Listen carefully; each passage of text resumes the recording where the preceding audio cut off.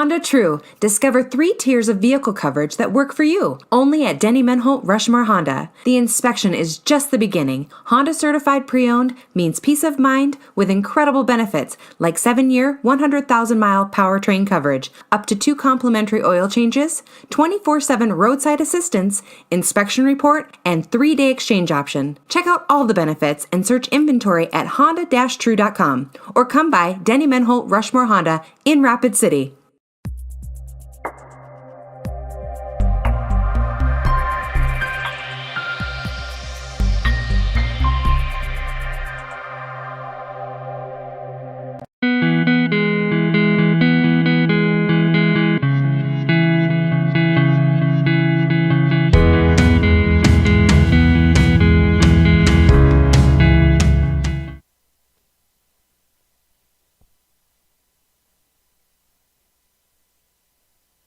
Honda True. Discover 3 tiers of vehicle coverage that work for you. Only at Denny Menholt Rushmore Honda. The inspection is just the beginning. Honda certified pre-owned means peace of mind with incredible benefits like 7-year, 100,000-mile powertrain coverage, up to 2 complimentary oil changes, 24/7 roadside assistance, inspection report, and 3-day exchange option. Check out all the benefits and search inventory at honda-true.com or come by Denny Menholt Rushmore Honda in Rapid City.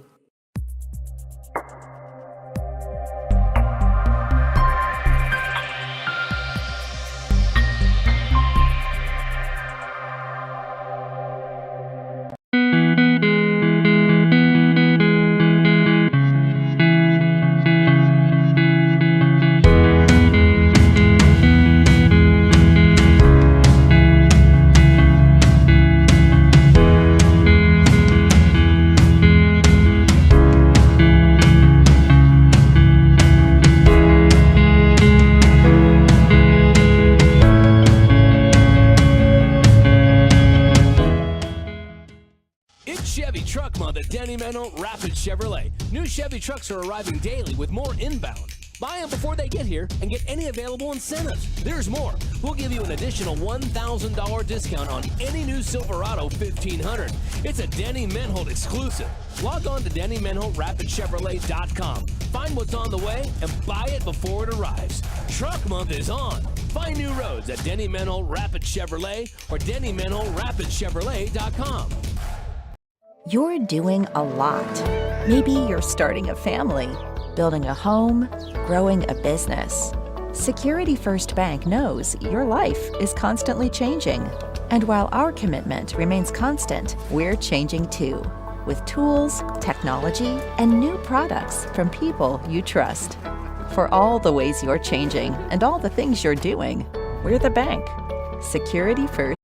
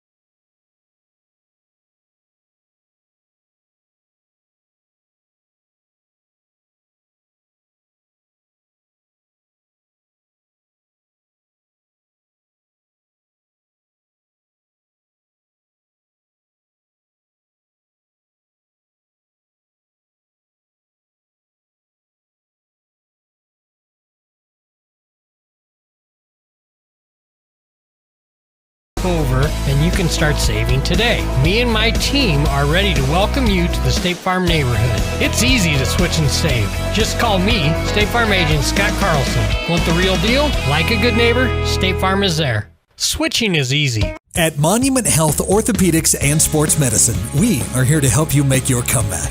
Our team is standing by to diagnose and treat your injury with some of the most advanced treatment options available and same-day appointments. Monument Health practitioners work closely with our therapists and physicians in communities throughout the Black Hills, with locations in Rapid City and Spearfish. Visit monument.health/orthopedics for more information. That's monument.health/orthopedics for more information. We hope you are all enjoying the student productions of your school. Tonight's event and every event produced by your school during the school year are created, filmed, and produced by the students you love to follow and support. Become a booster of your school's live event coverage by becoming a sponsor. It's a great way to show your support of the athletes and students in your community. As a sponsor, you'll get great visibility for your business, organization, or family by supporting the live productions of your school.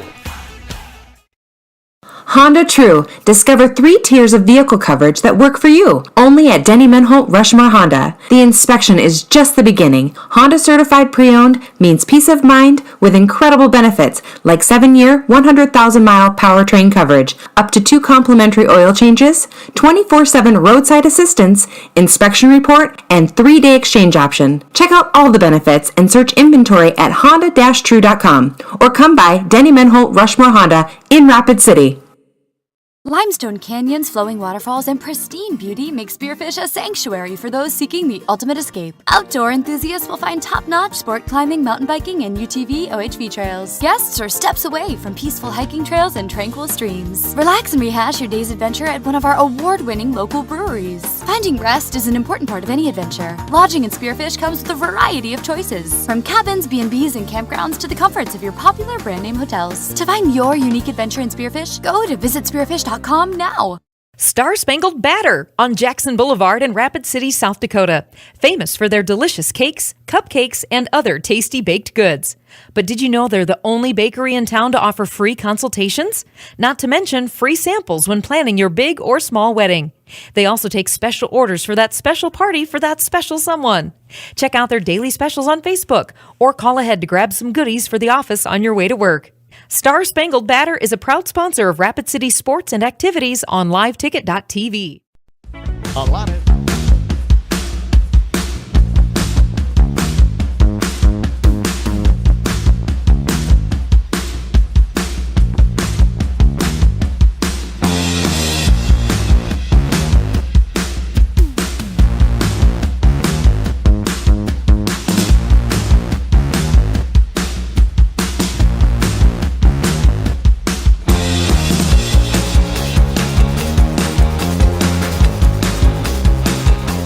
work and hassle-free customer service, let J&J get your vehicle back on the road.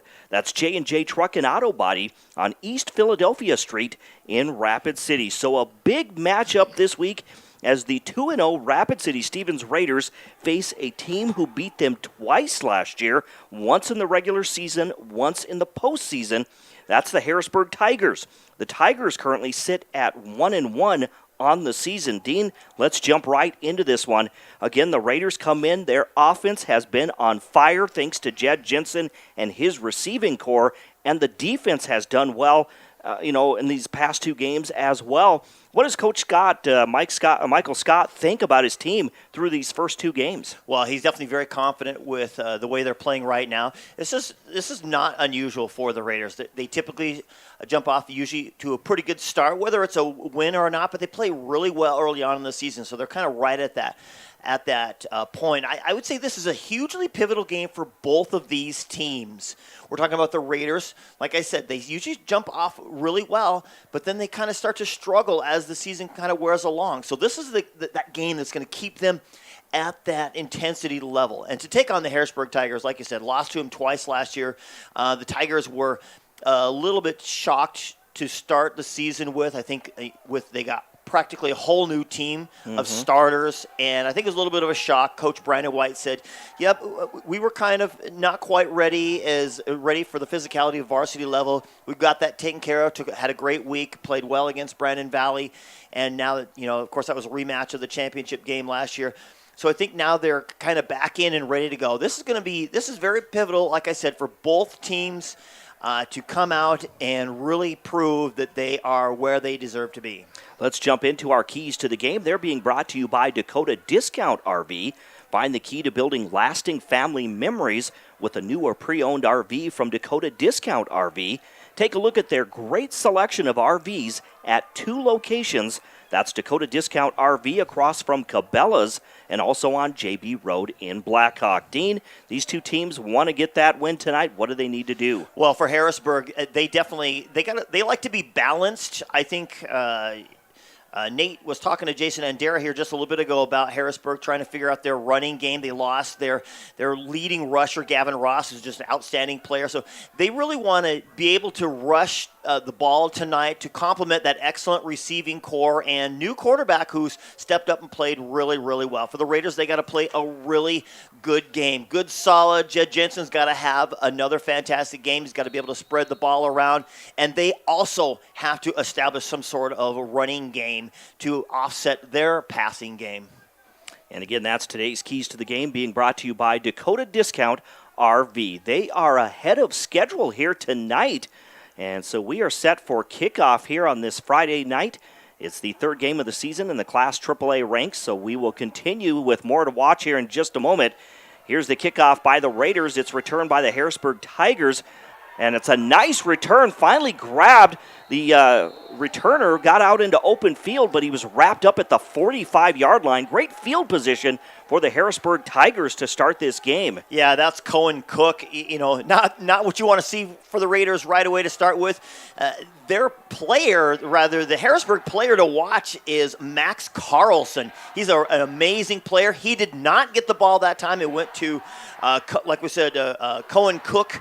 So even without him touching the ball, they got an immediate impact. And we'll get to today's players to watch in just a moment. Again, 1st and 10 for the Tigers on the direct snap on a quarterback keeper around the tackle to the left side, forced out of bounds in Raider territory down to the 46-yard line. That's going to be 2nd and short coming up now for the Tigers. Dean, looking at today's players to watch, they're powered by High Plains Physical Therapy and Aquatic Therapy Center. Remember, you have a choice on who to see for physical therapy in Rapid City with a state-of-the-art facility and one-on-one treatment. Get started at highplainspt.com. Dean, today's players to watch? Well, we'll let this play. In fact, that's my player to watch right here. The give is to Max Carlson. A penalty flag comes in here. We'll talk about that. So my player to watch for Harrisburg, number 10, Max Carlson. He is the younger brother of Lincoln Carlson, set tons of state records at his position, playing receiver. So he's gone. His brother, Max, steps up, comes in, plays Wildcat, does lots of things. He's an immediate impact player on the field for him. So he's going to be really key for the Harrisburg Tigers. For the Raiders, obviously it's Jed Jensen. Everything runs through him. How well he can run with the ball, how well he can distribute it to his receivers. His receivers are just the complement to him. So if he can have his game and his way tonight, the Raiders will have that success. So definitely the player for the Raiders to watch is Jed Jensen. And again, that's our players to watch, brought to you by High Plains Physical Therapy and Aquatic Therapy Center. After that penalty, we're looking at 2nd and 9 coming up now. Dropping back is going to be Carlson. There's the pass. It's a deep pass there, deep throw intended for number 84, Titan Tryon. Yeah, Titan Tryon again, a receiving core that's very capable, stepping up this year.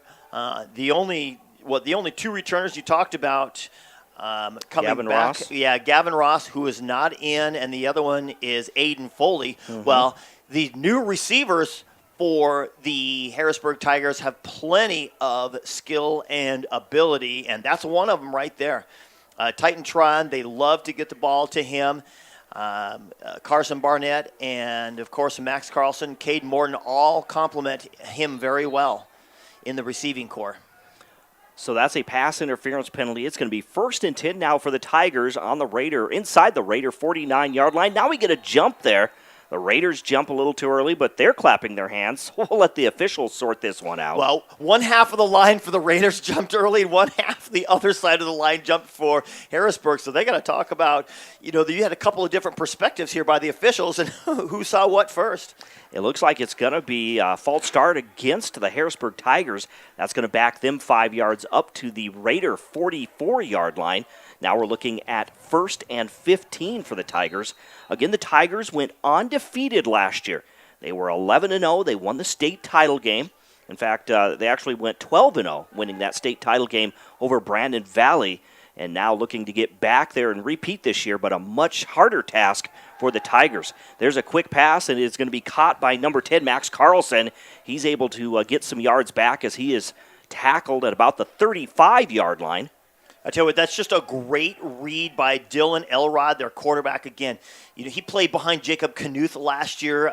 He's now playing in the Big 12, or Big 10 rather. And he's just an RPO. He reads the defensive backs. He puts it in the belly of the running back, and he read the fact that Max Carlson was wide open, and he got it to him. Trips left, one receiver to the right, single coverage to that right. It's caught by the... No, it's incomplete. It was single coverage down that right sideline, and the defender stays step for step, and he's able to break it up, and an incomplete pass for the Tigers. Yeah, a great play. That's Corder Doney playing at his cornerback position.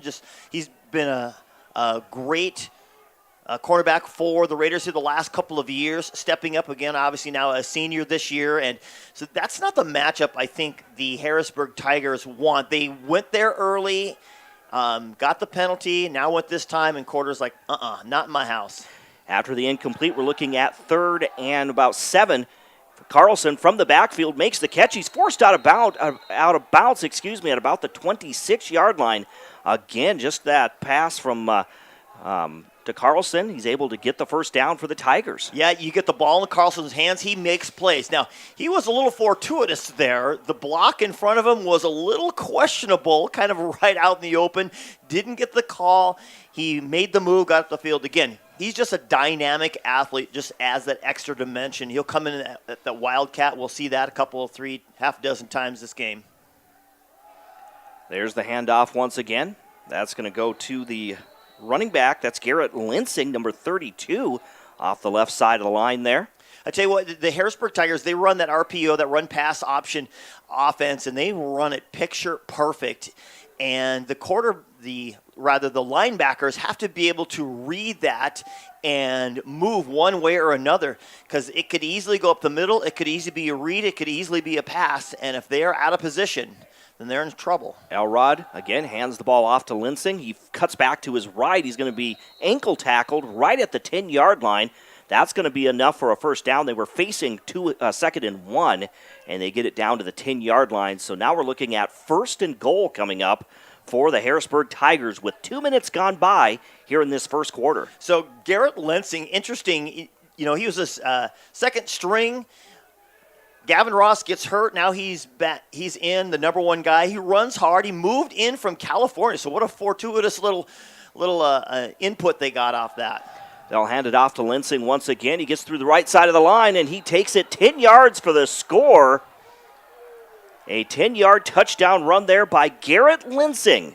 I tell you what, great way to start for the Harrisburg Tigers. They use that big front. Again, they're all new, brand new guys. And what Coach Brandon White said, he's like, what people forget that we had a 12-0 team last year. These guys that are playing now, they had to go up against that 12-0 team in practice every day. So they know how to hit hard and hit well and be physical and play like champions. And so, he's like, you can't be sleeping on us. We were a little down that first game. Jefferson, of course, a dynamic team right now. And so they had to kind of recoup a little bit. I think they're kind of back and ready to prove that, you know what, don't count us out yet. So on the State Farm scoreboard, insured by Agent Scott Carlson and Matt McCormick, it is Harrisburg 7 and the Raiders nothing. Let's do a quick look at today's starting lineups being built by Connect Home Center, whether it's residential or commercial. Connect Home Center has been your hometown lumberyard since 1928. For the Harrisburg Tigers, their starting lineup looks like this. Again, we saw the offense come out. It is number 4, Dylan Elrod. Dylan is a 6'1", 180-pound senior quarterback. The running back, number 32, Garrett Linsing. His wide receivers are number 82, Cale Morton, number 10, Max Carlson, number 3, Carson Barnett, and number 84, Titan Tryon. The tight end, back from last year, is number 87, Aiden Foley. And then that line looks like this. Number 52, Connor Fitzgerald. Number 53, Evan Vesley. Number 74, Max Elrod. Number 71, Riz Osman. And number 73, Caden Mason. And we'll get to the Raiders starting lineup in just a moment. As they get to take the field now, they will have the football. Decent field possession for the Raiders. Yeah, I don't know if it was an intentional onside kick. They think, hey, we just scored right away. Let's keep that momentum, see if we can get the ball back right away. What it is really is he really trusts this defense coming in. They are hard-hitting. They are physical at all aspects of that defense. Here's Jensen now from the shotgun, runs to his right. He's being pushed backwards. The Harrisburg Tigers able to get in there quickly. That's going to go down as a sack. As he gets Jensen in the backfield there, he pushed him backwards. They blow it dead, and that's going to be a loss of about 7 yards. Yeah, that's just Jack Dietert playing a physical animal. He blew by Elias Gillen for the Raiders' offensive line. You saw Elias kind of hit his head. He's like, dude, I can't let that happen constantly. Coming up from his little defensive end linebacker spot, he just absolutely blew that play up, did Dietert. Again, 2nd and 17 now. Here's Jensen out of the shotgun, looking to his left. Now he throws down the left sideline, has Julian Scott, and he just overthrows the receiver just out of the stretched arms of Julian Scott. It was a nice thrown pass. Scott had the step on his defender, but thrown just a little too far. Boy, I tell you, how much work is that in practice to get that? He's under pressure. He's got to step up. He's got an arm, chucks it downfield. But Scott, you just got to get that timing, because if he underthrows that, the defender is one step behind him, is going to pick that off or at least knock it away. But just a step in front of him too much. 3rd and 17 now for the Raiders. Again, we want to thank those of you watching on GoRaidersLive.com. We're going to get a penalty flag. I know they're pointing at the Raiders. Of course, both teams always point at each other. Always, right? He did it, not me. My hand wasn't in the cookie jar. It looks like the Raiders jumped early. That's going to be a 5-yard penalty. Yeah, the left side of that line. Boy, just those mental mistakes, that just getting that timing down, getting used to your cadence of your quarterback, and you got to play just a flawless game. Again, Harrisburg is not they're the toughest 1-1 team, I'll tell you.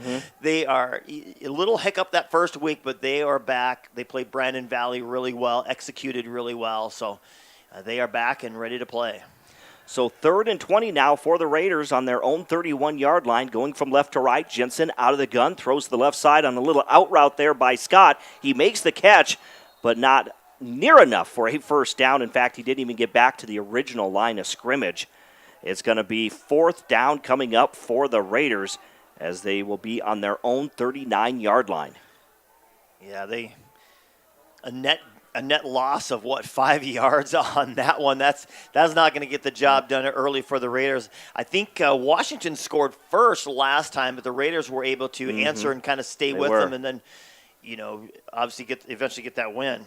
Parker Mesmer will be in kicking. A nice punt. It's going to go over the defender. It's heading for the end zone, and it's going to go in the end zone. So it was a nice punt, but the Raiders couldn't get it before it got into the end zone. Yeah, outkicked his coverage, which that's a good thing not to do. Obviously, you want not to happen like that. It was interesting. The first game the Tigers played Jefferson, their first punt was similar, except for they were able to down it at like the half-yard line as they went piling down, and everyone jumps on it at the last second. And then their second punt sailed right over the head of the punter. So not a good start there for Harrisburg. in the opening game, but like I said, playing really well now. Here come the Tigers, 1st and 10 from their own 20, going from left to right. There's the pass to Carlson. Carlson escapes a defender, heads down the left sideline. He's at the 30, the 40, and tackled at the 45-yard line. He's definitely the guy we'll be calling his name tonight. Yeah, definitely. Just a little middle screen play. Just the slot just turns around, lets all the rushers get by him. He lets the blockers get in front of him, and boy, did he have a lot of room to run. We'll look at the starting lineups defensively for the Raiders in just a moment here. Right now it's going to be 1st and 10 for the Harrisburg Tigers, going from right to left again, or east to west here at O'Hara Stadium. Trips left, one receiver to the right. There's the quick pass. It is caught by the receiver. Is that Carlson once yep. again? Carlson gets real close to a first down. You see him just break that first tackle. He's so physical. Boy, he may break some records that his brother set. Looking at the defensive starters for the Raiders, at defensive end is number 53, Spencer Garrett, and also number 5, Bryce Swanson, the other defensive end. The nose tackle, number 78, Caden Strong. Elrod drops back from the shotgun on 2nd and short, passes down the middle. It's caught by the receiver. Again, great coverage by the defender, but the receiver is going to be number 84, so that's Titan Tryon again, making a huge catch inside the 20-yard line for the Raiders. Yeah, again, Carter Doney drew that assignment. It was tough. So currently they've thrown to him 3 times, and he is 2 out of 3. Doney's got the other one. So now 1st and 10 as the Harrisburg Tigers knocking on the door once again.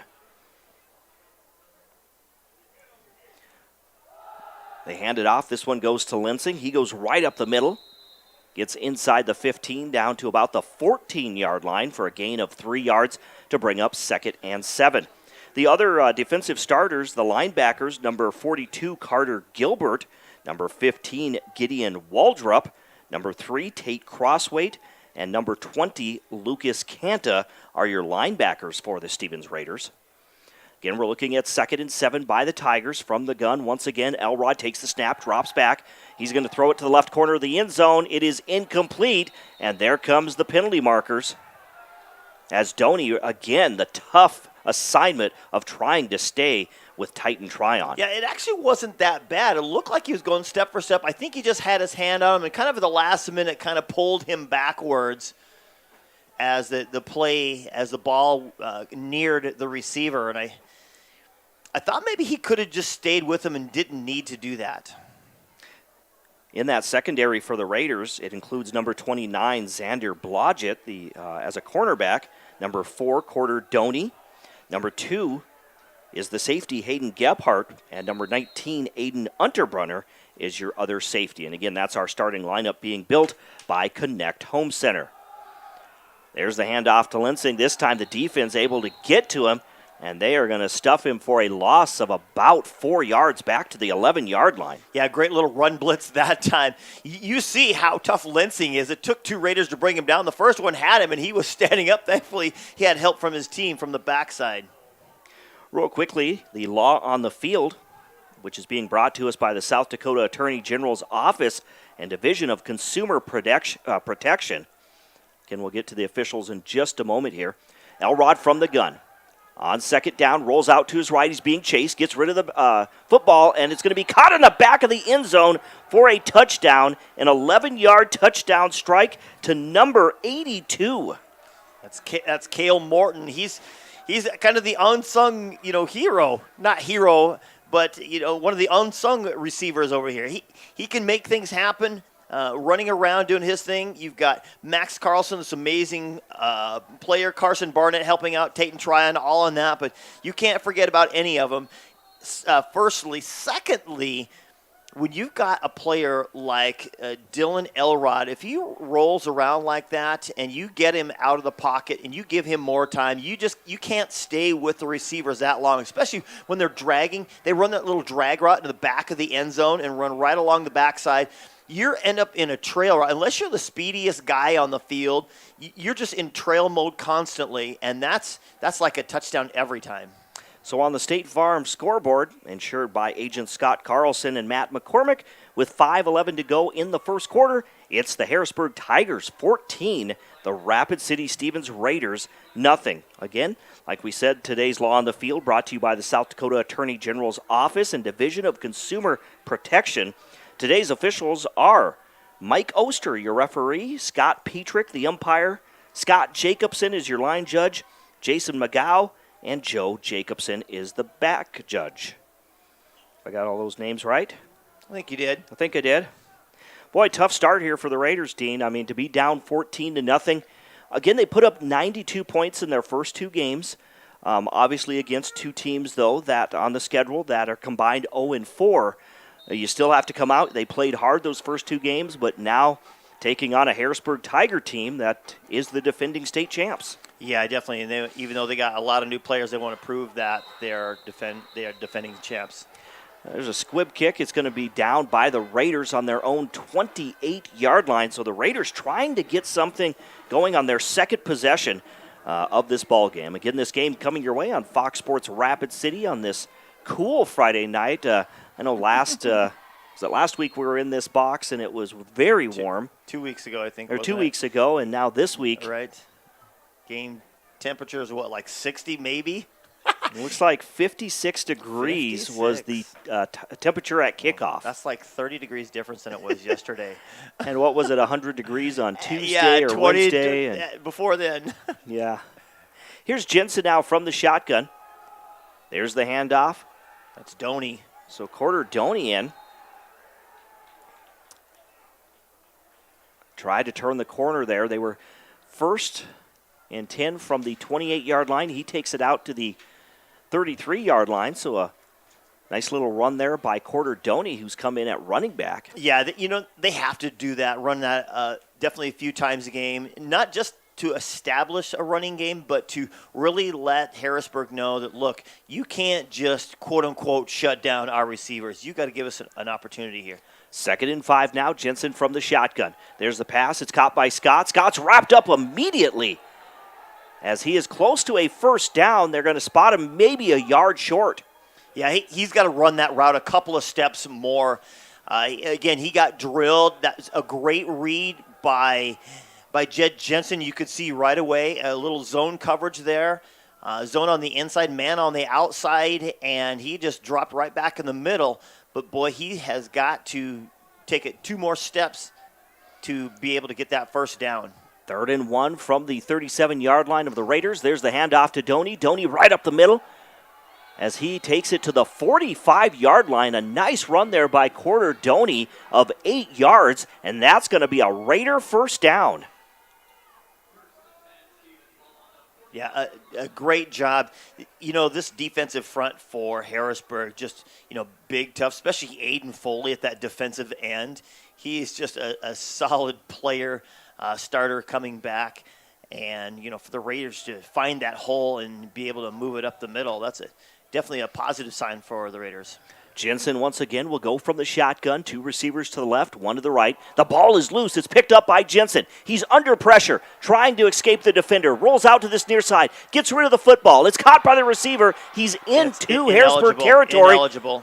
The ball is loose, but like Dean said, the penalty marker comes in, an ineligible receiver. It was number 75 making the catch. I love it. To be honest, it's sorry that it was a penalty on that way, but how about Jed Jensen? Obviously, he was our player to watch just for that reason. He's scrambling for his life all over the place, is able to utilize a block, get open just enough. I thought maybe he kind of might have threw it away a little bit, but he just found a guy and said, here you go, I'm going to dump it to you. And I don't have a 75 on the roster. Yeah. I was looking to see the starting lineup, too, so I wonder if a player changed numbers. Could have been.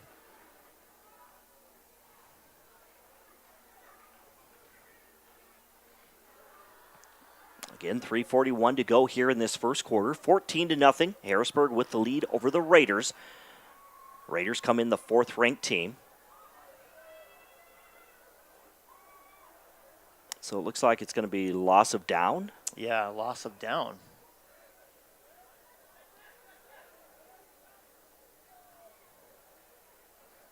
So it should be second down.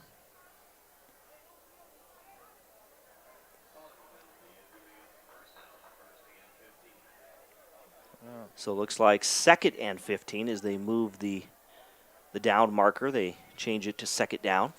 You don't see that too often. No, you don't. Only in plays like that. Yeah. So now we're back to the Raider 40-yard line. 2nd and 15. They'll have Scott go in motion. Jensen from the shotgun. Looking to his left. Again, he's going to air it down the left sideline for his big receiver, Cale Meisman. But again, good coverage there. Single coverage. And Meisman could not make the catch. The defender right there to break it up. Yeah, that was Logan O'Connor just running step for step. It looked like it was O'Connor. I think Nash Sobzak. I'm sorry, that was receiver was Nash. Yeah, either way, the defender was step for step.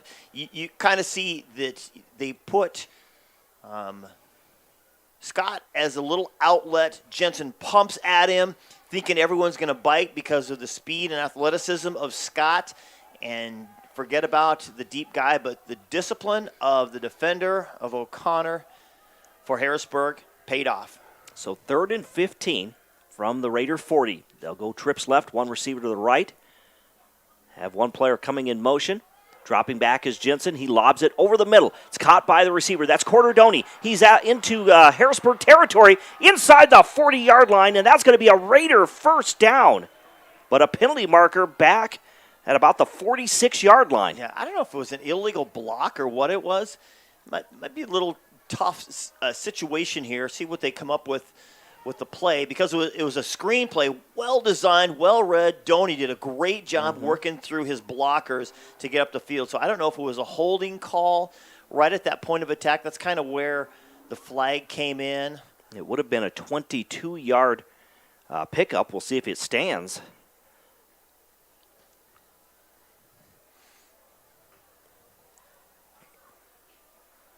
The officials still discussing.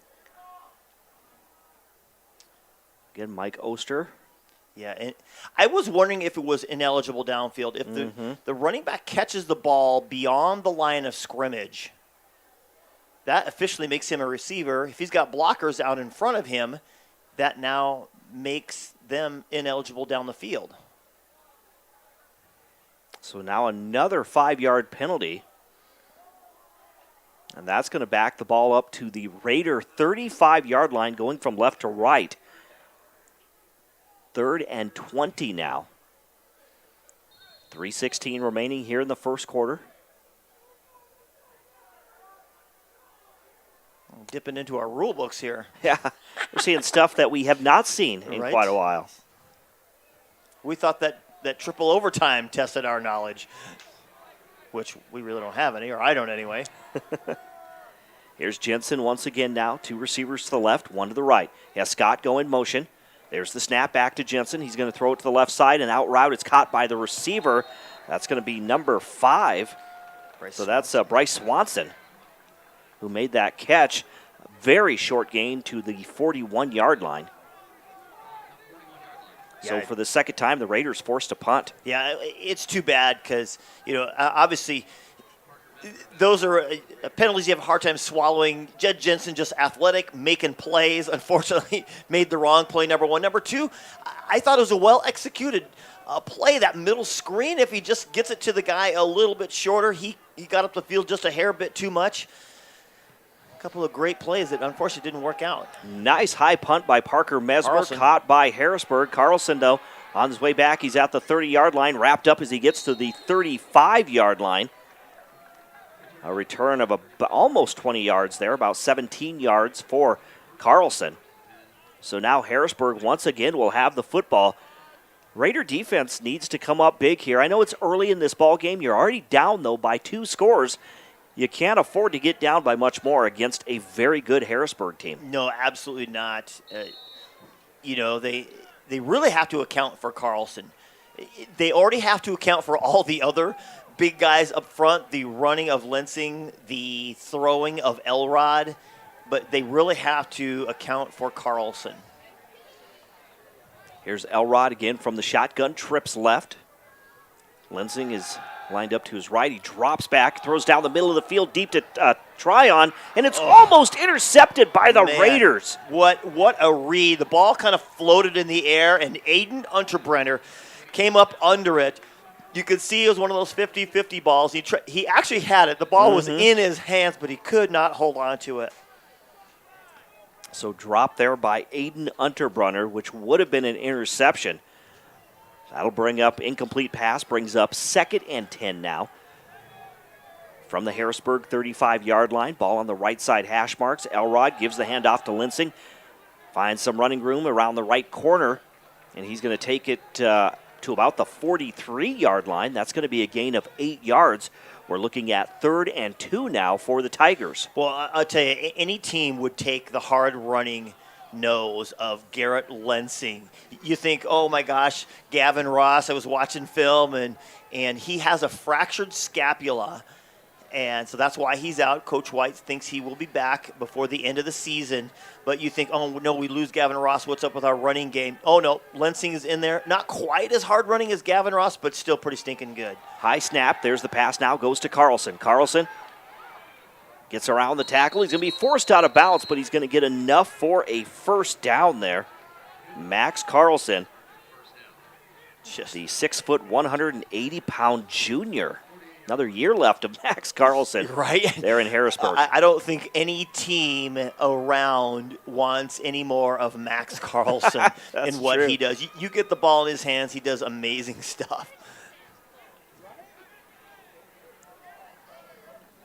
So Elrod now trips right, one receiver to the left, first down. There's the quick pass. It's going to be caught by number 17, makes the catch. And that's going to be Trevor Weedy. And he'll take it into Raider territory inside the 45-yard line. We're looking at 2nd and about 3 coming up now. Well, the way they run their offense, it just challenges your discipline. You see the guards pulling it. Looks like a trap play.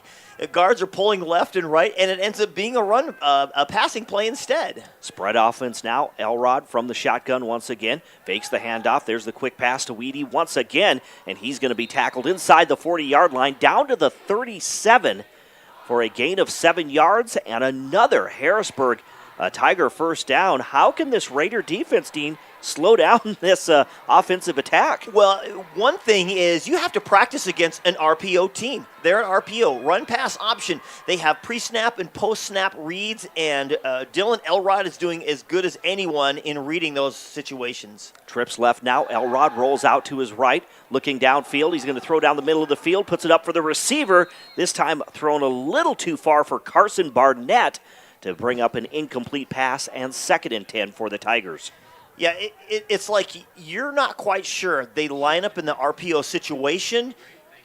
They take off. That time it was just a simple drop back and roll out. He extends the play out. Again, it's so hard to cover good receivers for an extended amount of time, no matter who you are. Whatever level that you're playing, it is really hard. So you got to be able to keep him in the pocket, and you got to be able to force him to do some things that he doesn't want to do. 6 seconds remaining here in this first quarter. We're looking at 2nd and 10, and then here comes some yellow flags in. This is going to be offsides, I think, against the Raiders. Yeah, just the defense. And it's so hard, the line, because you're like, it's so hard to get off that line so fast that you're going to be able to beat the guy in front of you, but you have to just watch the ball. It's really the easiest thing to do, yet because of the intensity that you bring, you just get so focused in, I'm going to beat this guy, I'm going to fly off that line, and then all of a sudden you get caught listening to the quarterback. And there's more discussion here. We got more committees going on here than the Senate.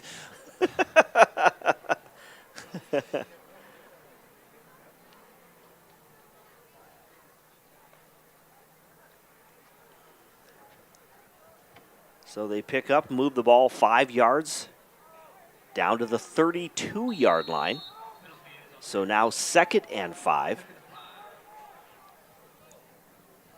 They'll go trips right, one receiver to the left. Dylan Elrod from the gun. He's going to throw it down the left sideline for Tryon, and he makes the catch right before he goes out of bounds. Knew where his feet was, able to catch the ball. And that's going to do it for the end of the first quarter, where the Harrisburg Tigers are in business once again, facing first and goal. Yeah, we knew they had an amazing receiving core quarterback all to go with that, or an up-and-coming learning quarterback who's been able to just to take care of business. And, boy, how about the receivers that complement him? As long as they can get open and do what they got to do, this is going to be a long night for the Raiders. It will be. Again, on the State Farm scoreboard, insured by agents Scott Carlson and Matt McCormick, it is Harrisburg 14 and Rapid City Stevens nothing. We're back in 30 seconds right here on 106.7 FM, 1150 AM. Fox Sports Rapid City and foxsportsrapidcity.com, as well as GoRaidersLive.com. It's changed since 1962, but one thing hasn't: the hometown service you expect from Dale's Tire and Retreading. Dale's Tire has been providing quality brands and service to the Black Hills area for over 50 years, and we couldn't have done it without you. That's why we are pleased to service your vehicle, saving you time and getting your vehicle back on the road. Because at Dale's Tire, we don't just sell tires, we build lifetime relationships. Dale's Tire, Campbell Street and Deadwood Avenue, Rapid City. A lot has changed.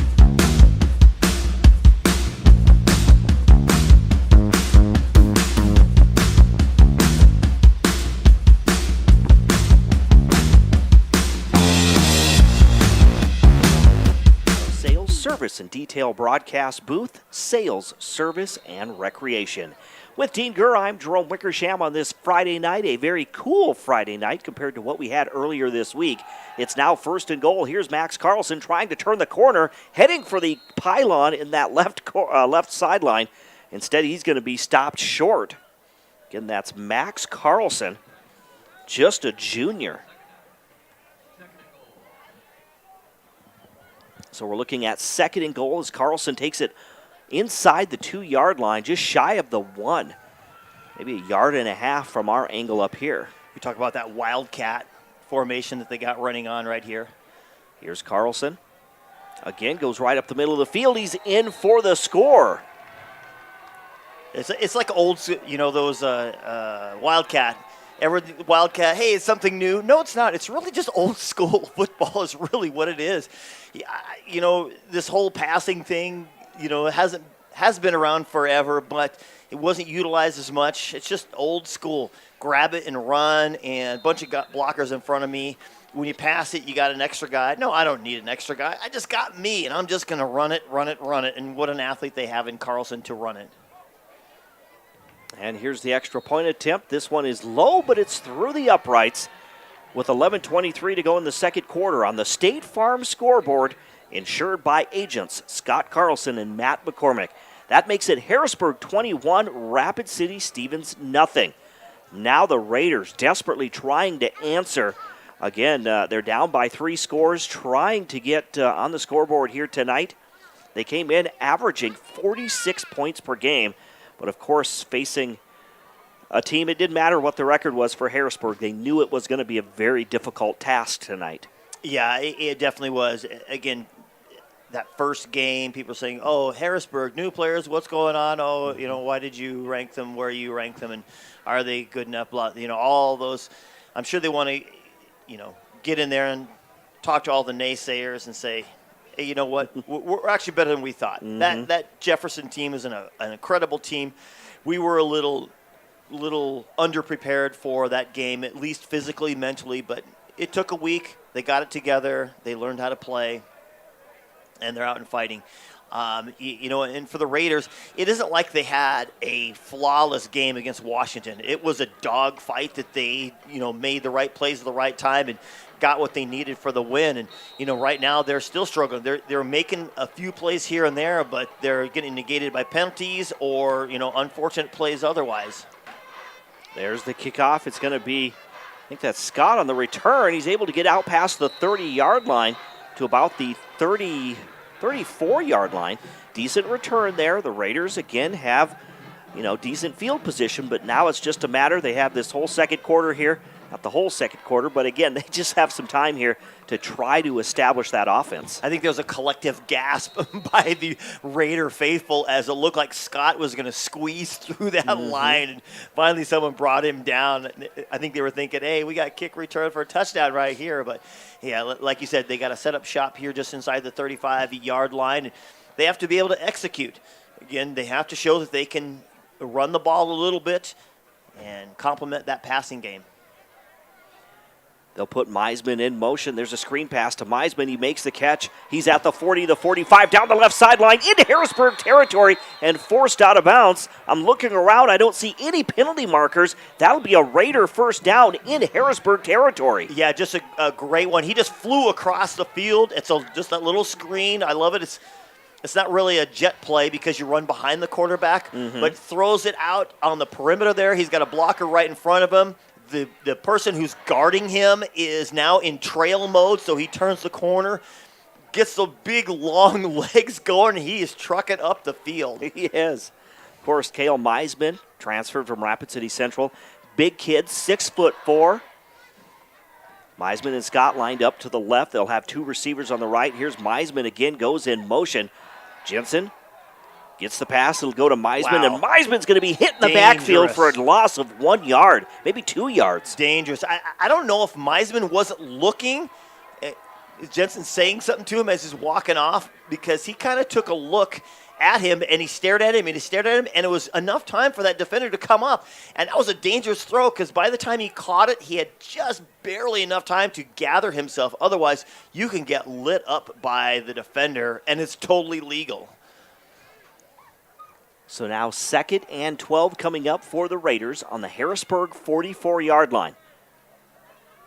Empty backfield now, trips left, actually 4 receivers to the left, 1 to the right. Scott makes the screen pass or makes the catch on this near sideline. He's at the 40, then forced out of bounds. We'll have a penalty marker on the play as he is forced out of bounds at the 36-yard line.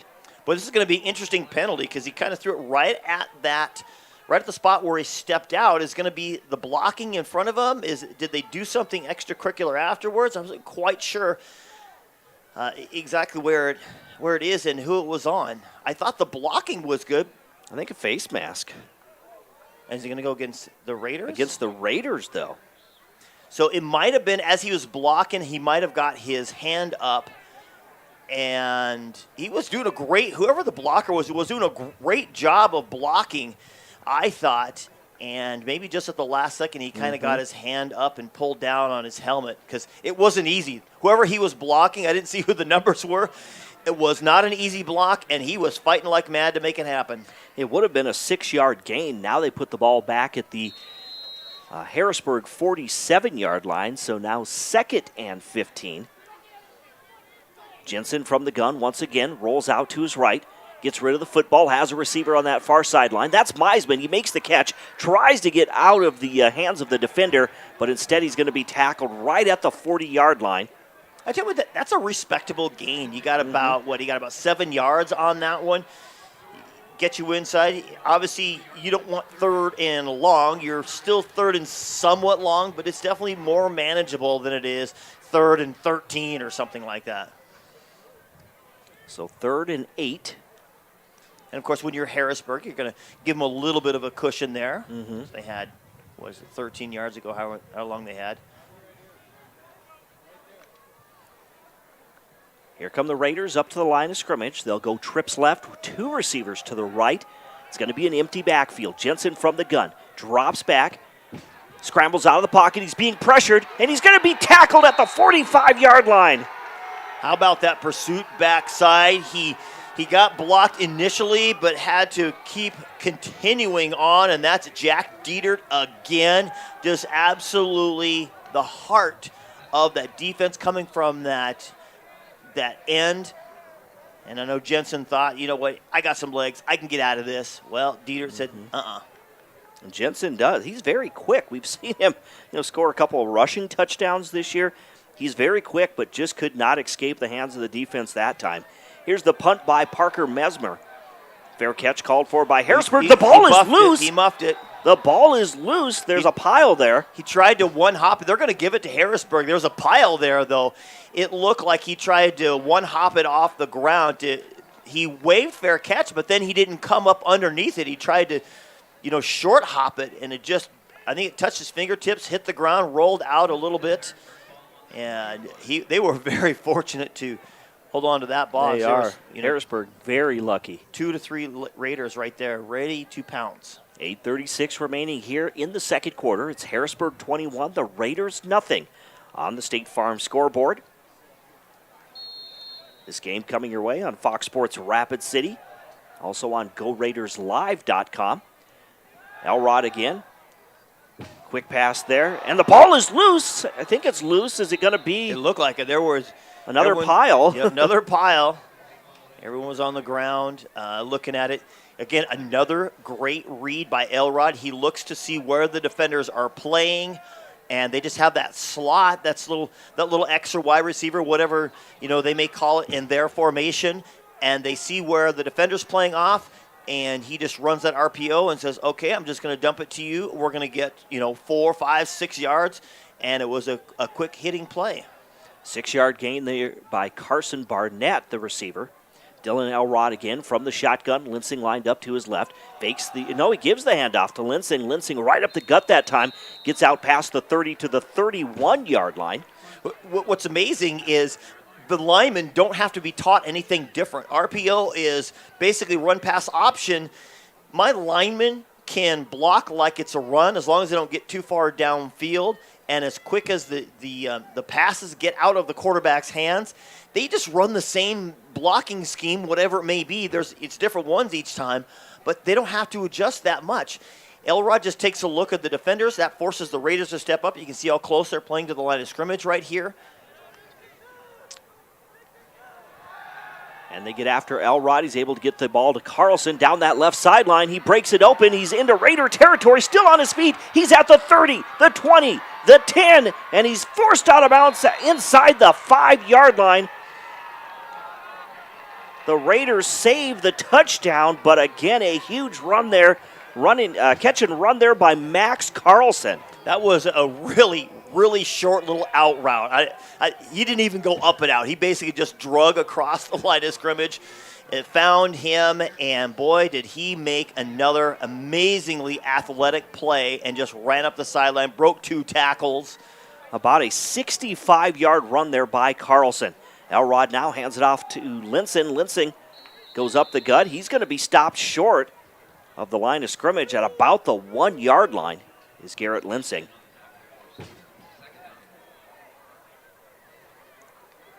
So 2nd and goal now. Boy, Max Carlson, he just does it all. Yeah, you watch him, on film, and you're like, wow, this is an amazing athlete who obviously the coaches know that too. They love to get the ball into his hands. And now he's in the Wildcat. Here he is. Take a look.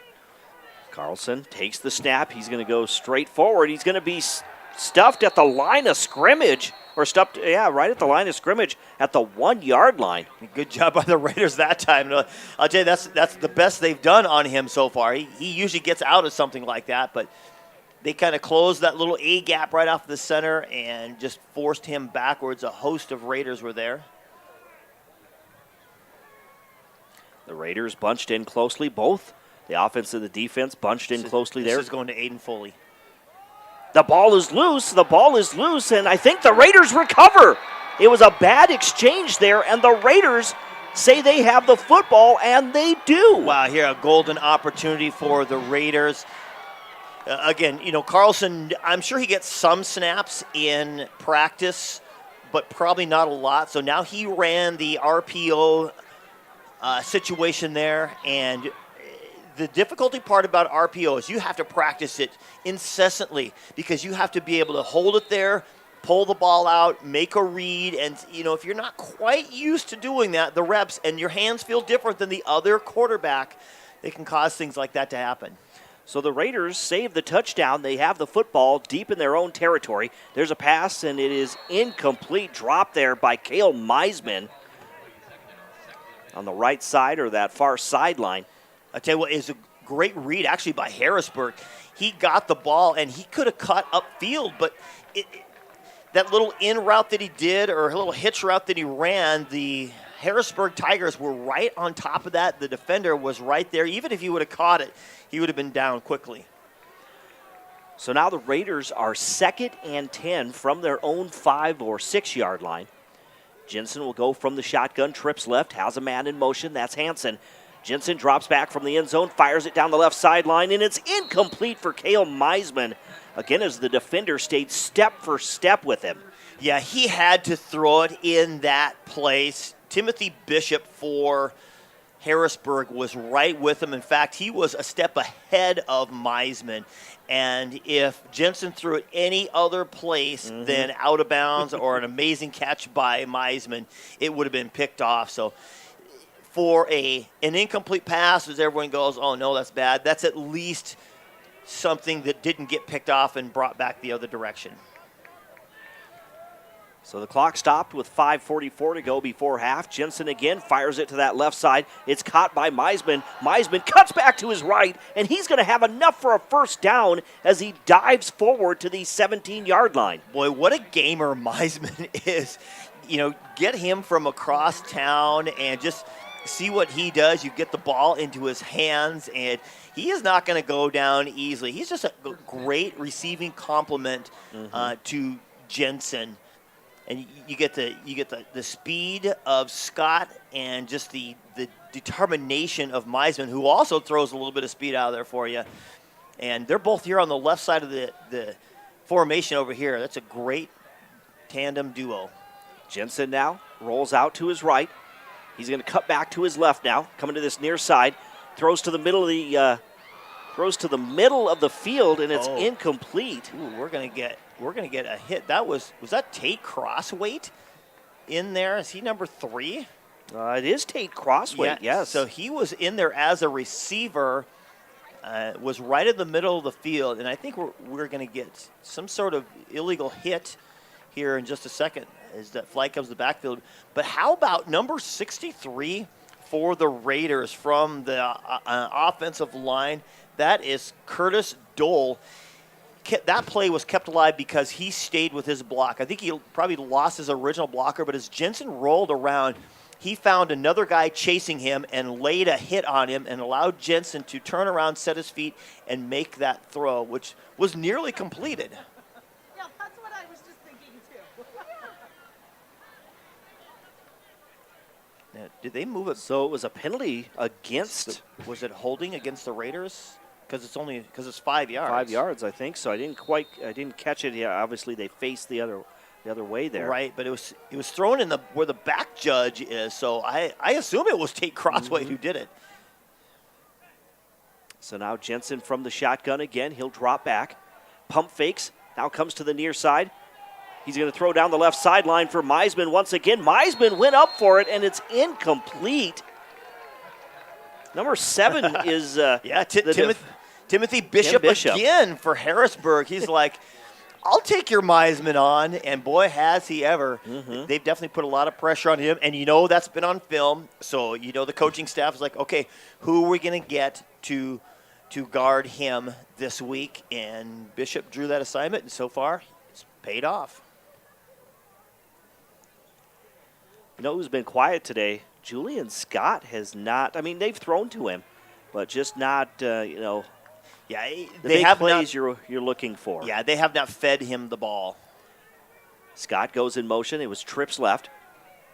Now they throw to the middle of the field, and it was intended for number 9 of the Raiders, so it was intended for Nash Sobzak. And there are a couple of Raiders there in there. Beck Morgan was there as well, a couple of guys near there, and I think just that secondary defender was right there.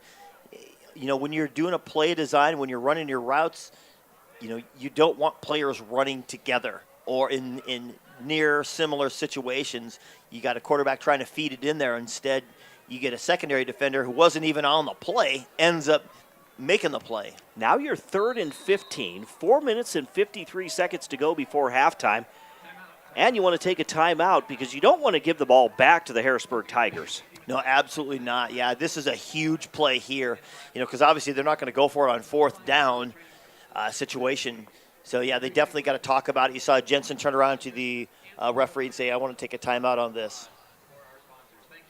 So we will keep it here so we don't miss the action. 4:53 to go here in the second quarter, 21-0 on the State Farm scoreboard is your score, with Harrisburg leading the Rapid City Stevens Raiders. Brandon White, he said, he talked to his team. He said, this is kind of one of his monikers here. He said, you know what? You don't win championships in week one, okay? You build on week one.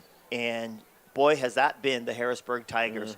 Obviously, 12-0 last year, practically a whole new team coming in, but guys that were hungry to play.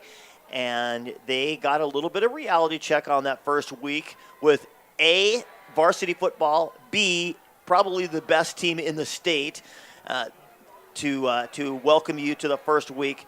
And they answered it well last week, and they have now continued here this week, not letting their foot off the gas at all. Empty backfield now. Jensen from the gun. Gets out of the pocket, going to use his feet a little bit. Coming to this near sideline. He's at the 15, then he slides at the 17-yard line or 18-yard line. Gets back to the original line of scrimmage. So a short gain there. Now we're looking at 4th and 10 for the Rapid City Stevens Raiders. Tell you what, he did a good job, but how about the discipline of the Tigers to stay home and know, look, we've got to focus on, there's two people we got to focus on this week. Jed Jensen, obviously, and then Cale Meisman to make sure that, he doesn't burn us either way. And right now the Harrisburg Tigers have done just that. Parker Mesmer will punt inside the 10-yard line. Titan Tryon at midfield calls for the fair catch.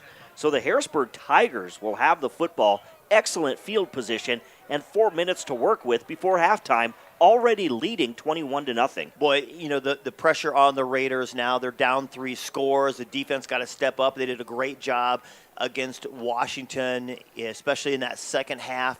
Were able to force plays. Washington is no easy trick to go up against. They got a really tough line, and now the Raiders got to prove that they can step up in their defensive line and linebackers can handle this offense. So it's Dylan Elrod, trips left. He'll go from the shotgun. And there's a penalty marker that comes from the referee. Does center move the ball? Or the umpire, I'm sorry. Yeah, you usually don't see that from the umpire. It's usually someone on the side, so I don't know if the center moved the ball, a little extracurricular activity there.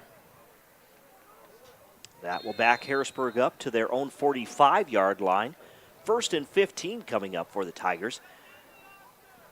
Trips left, no receivers to the right. Again, Dylan Elrod from the gun. He will follow his blocker to the right side. And he's going to be diving forward, but he's wrapped up just shy of the 49-yard line. And it looks like we may have an injured Raider on the field. He gets helped up. Tate Crossway is like, look, you got to gut it out, dude. We need you out here. Elrod is going to be tackled at the 48-yard line. So now 2nd and 12 after that 3-yard gain. 3.5 minutes to go here before halftime. Trips left once again. Elrod with Linsing lined up to his right. He'll drop back, look to his left.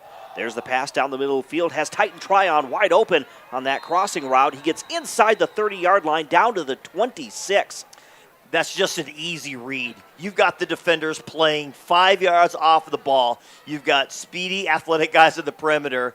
He takes a look over there. He's like, okay, yep, I know who I'm going to this time. And just the receiver knows it. He just blows by him, does a little post route, but he didn't even need to do that. He was by him before he even made the cut. So 1st and 10 at the 26-yard line of the Raiders. Again, a bad exchange between Elrod and Garrett Linsing, and Elrod just falls on the football. That's going to be a loss back to the 30-yard line to bring up 2nd and 14. Yeah, obviously the second time in as many series to see that, which is,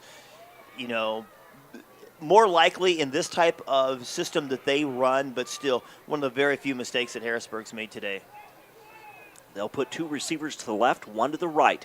Again, Dylan Elrod from the gun, drops back, looks to his right, now back to his left, flushed out of the pocket, and he's hit by the Raiders. Great job, Tate Crossway coming in that time, making the hit, given extra time, and he just tried to move around. He hit. It was like a 3rd or 4th read is where Elrod was trying to find a guy downfield. Crossway said, look, you're not getting to look at anyone else. I'm taking you down. He sacks him back at the 36-yard line. So now the Tigers facing a 3rd and 20. I don't know why they're playing up so tight, the Raiders. The 3rd and 20, back off. Linson goes in motion. Here's Elrod. Throws to the middle of the field. Tryon makes the catch, and he's tackled at the 15-yard line. Again, a post route there by Titan Tryon. And he is, I think that is enough for a first down. Yeah, he runs a fantastic route. He comes off so hard that he forces the defensive back to backpedal. Then when you make that cut, you've got so much separation. It's an easy pitch and catch by the quarterback. So a little 21-yard gain there. They give the handoff to Linsing. He escapes a couple of tacklers, gets inside the 10 down to the, where are they going to mark him, 7-yard line. And we're looking at 2nd and short now coming up. As again, Harrisburg knocking on the door once again with 90 seconds remaining before halftime and leading 21-0 on the State Farm scoreboard. You know, you always wonder when you lose a player like the caliber of Jacob Knuth that Harrisburg had last year, what are we going to have? And Coach White was very pleased with Elrod at how well he came in. He said he had a fantastic summer getting to know the offense. He already knew the offense, but how well he stepped up and took command of the offense, and we see that here. You kind of saw it at the first game, in the Brandon Valley game. He definitely stepped up, and he's showing it right here. So it looks like the Raiders call timeout, 1:17 to go before halftime. It is 2nd and 2 coming up for the Harrisburg Tigers. Again on the State Farm scoreboard, insured by agents Scott Carlson and Matt McCormick. It is the Tigers 25 and Rapid City Stevens nothing. The Raiders are 2-0 on the season, the 4th-ranked team in Class 11 AAA. Yeah, definitely. You know, sometimes we look at, I know we like to, throw those numbers out there and, hey, number 4, number 5, those are great things to say, but to be honest, early on in the season, sometimes it's hard to figure out who's who and what's what. Somebody got a big win here, somebody got a bad loss there, and you think, the Raiders are 4, Harrisburg's 5. And I know the teams, coaches per se don't care, but, in the back of their mind, there's a little bit of a, hey, wait a minute, you're one ahead of me. I think I'm going to come out and do a little extra to beat you. Elrod from the shotgun fires to the corner of the end zone. It is up for Tryon and incomplete. He had 2 defenders on him, and the Raiders able to break it up as they try to get it to him in the corner of the end zone. Yeah, Corderdoni, obviously one of the ones there. They've been picking on him all night with Tryon's amazing abilities, and I see Carlson there coming into the backfield. He was out for a little bit these last few series. Now he's back into that backfield and ready for something wild to happen. He'll go from the Wildcat once again. Pun intended. Max Carlson takes a high snap, going to go to the left side of the line, and the Raiders will get him. They are going to get to him at the 8-yard line for a loss of maybe he did get back to the line of scrimmage. He might have, but Gebhardt did a great job. He knifed into the backfield, read it, and came in back, and he was the first one, kind of had him by the ankles, and another Raider had him by the top. So good job of holding him back. That isn't easy to do, and now an opportunity now for the Raiders. Clock is still running. We're down to 40 seconds. Tigers have 3 timeouts left, while the Raiders have 1. Tigers just letting the clock run down here as they get set to call a time. So they do call a timeout with 26 seconds remaining here in the second quarter. Again, on the State Farm scoreboard, it's the Tigers 21 of Harrisburg and Rapid City Stevens nothing. We'll step away for 30 seconds right here on 106.7 FM, 1150 AM. Fox Sports Rapid City and online at foxsportsrapidcity.com as well as GoRaidersLive.com.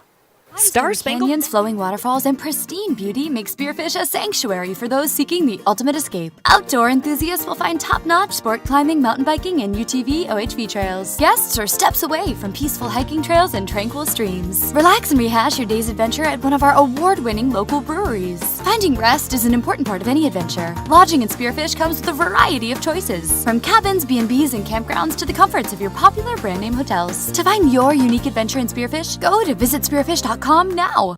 Limestone.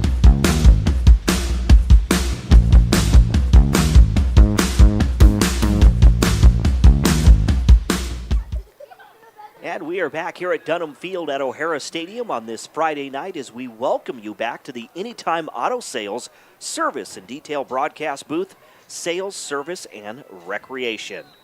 Coming out of that timeout called by the Tigers, they are now looking at 4th and goal. It is Carlson. He lobs it over the middle, and it's intercepted by the Raiders. The Raiders with the interception. It's going to be a short return out to about the 8-yard line. Dean, did you catch the number? I think that was Corderdoni, who came up with that one. Or it actually might have been Aiden Underbrender. So it's you see this play all the time. They've mostly recently.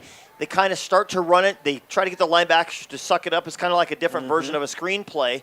Everybody comes up to try to stop the Wildcat running back, and then he pulls up and tries to dump it over the top. Well, the Raiders weren't fooled. They had 2 defenders right there, and I think Unterbrenner came up with it as he was running. I thought he could have ran up the sideline for a while. He had a blocker, but didn't work. It's going to be Jensen to this near sideline. He's at the 15, forced out of bounds just shy of the 20-yard line. Depending on the spot, I'm not sure if he got the first down. I think he's going to come up short. Well, either way, he's only got 6 seconds left. He knew he needed to get out of bounds. So now instead of the 95-yard Hail Mary, he can now throw up the, 87-yard? And we were told up here in the booth that it was number 14 for the Raiders, Dalton Simonzowski. Simonski, a sophomore linebacker who our crack spotter staff. Yep. So again, 6 seconds remaining. Jensen throws to Scott. He makes a diving catch just shy of right at the 20-yard line. He gets the first down, but now we're down to 1 second. And now it's the 81-yard Hail Mary coming up. Yeah. And the Raiders do take their final timeout of this half. So is it going to be the hook and ladder, or is it going to be the Hail Mary? That's going over to the to talk about, because you got to do some sort of trick play. You're not just going to chuck it up, and let somebody run after it. You'll see the Harrisburg Tigers line up probably 2 to 3 players on the line. Everyone else probably no closer than first round 20 yards, second round 30 yards away.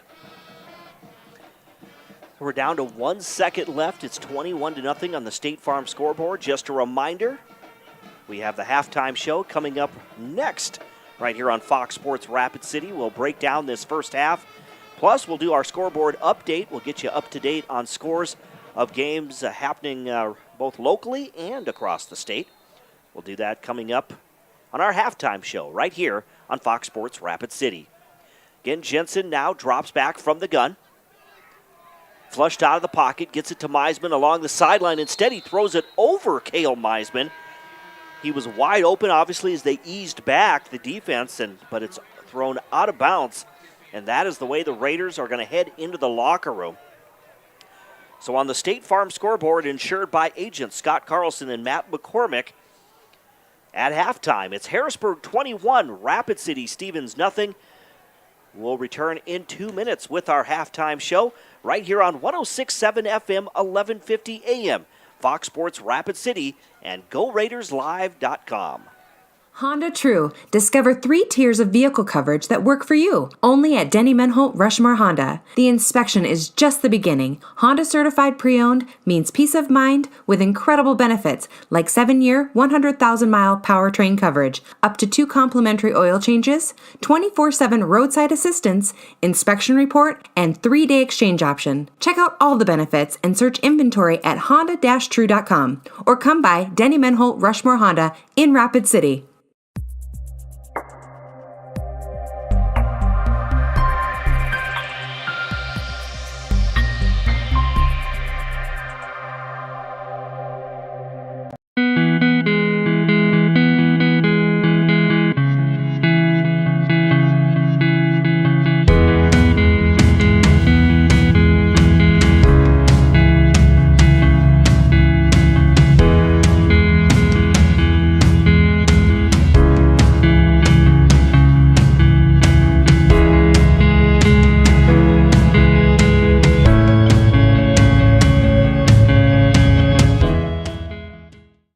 Chevy Truck Month at Denny Menholt Rapid Chevrolet. New Chevy trucks are arriving daily with more inbound. Buy them before they get here and get any available incentives. There's more. We'll give you an additional $1,000 discount on any new Silverado 1500.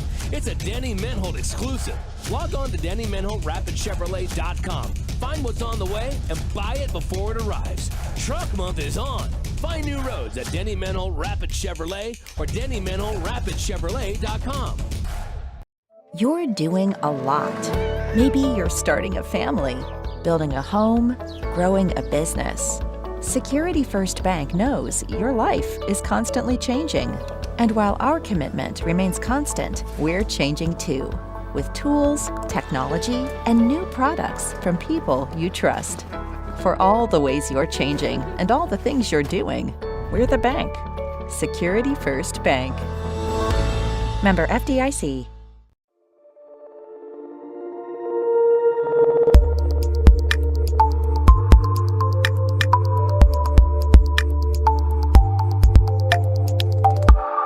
The cars, trucks, and SUVs you're looking for are at Denny Menholt Rushmore Honda. Shop imports and domestics, many local one-owner trade-ins. Plus, the area's best selection of pre-owned Hondas, Honda certified pre-owned. Buy with no money down and get financing available as low as 1.99% APR or 3.99% up to 72 months.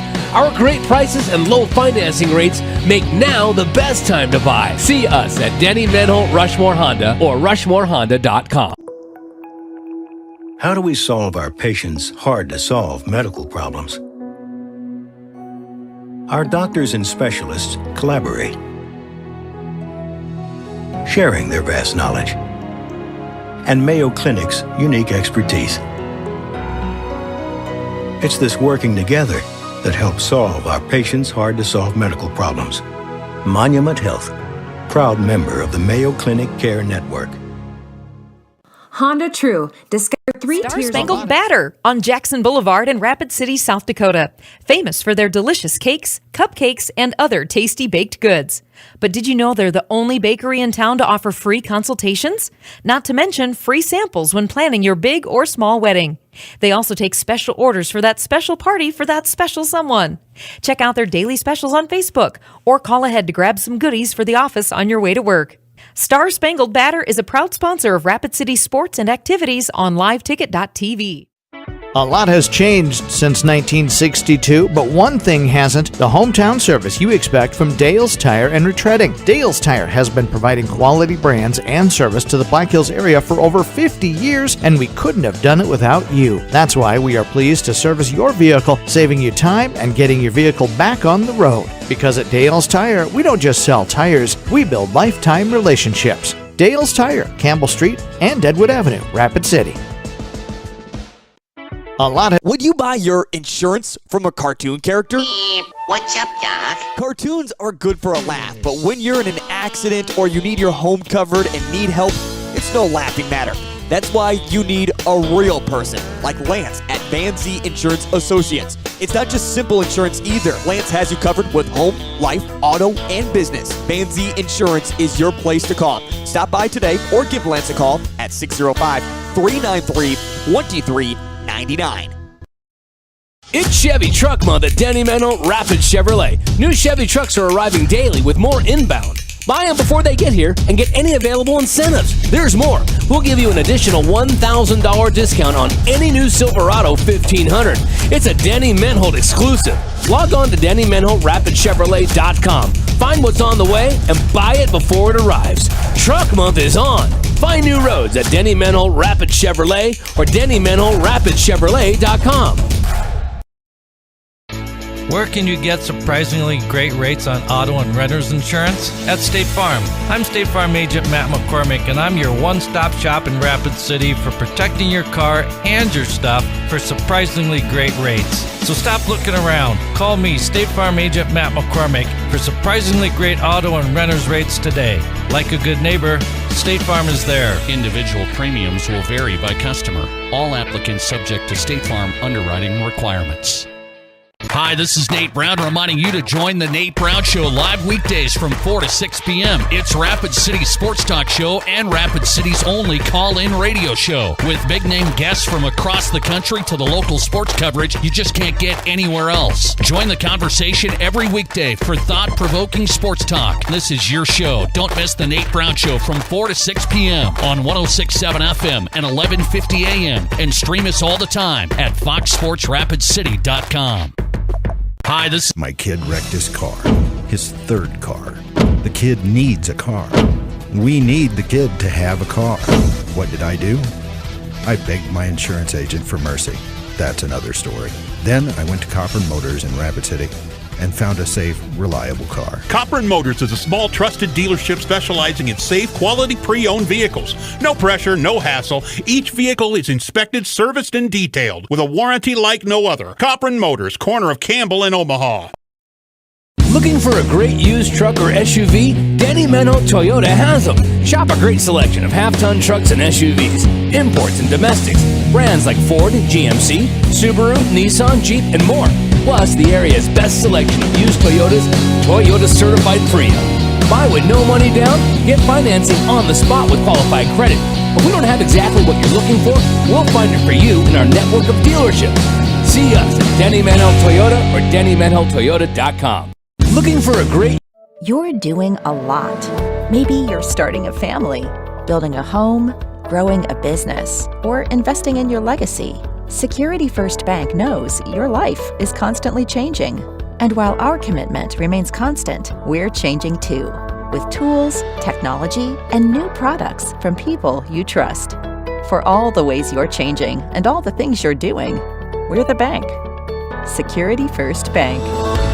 Member FDIC.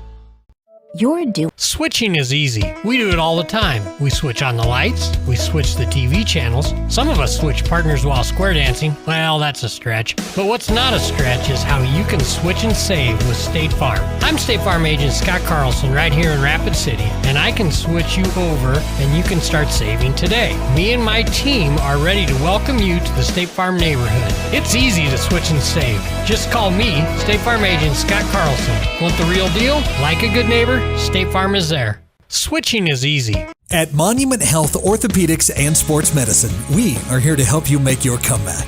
Our team is standing by to diagnose and treat your injury with some of the most advanced treatment options available and same-day appointments. Monument Health practitioners work closely with our therapists and physicians in communities throughout the Black Hills, with locations in Rapid City and Spearfish.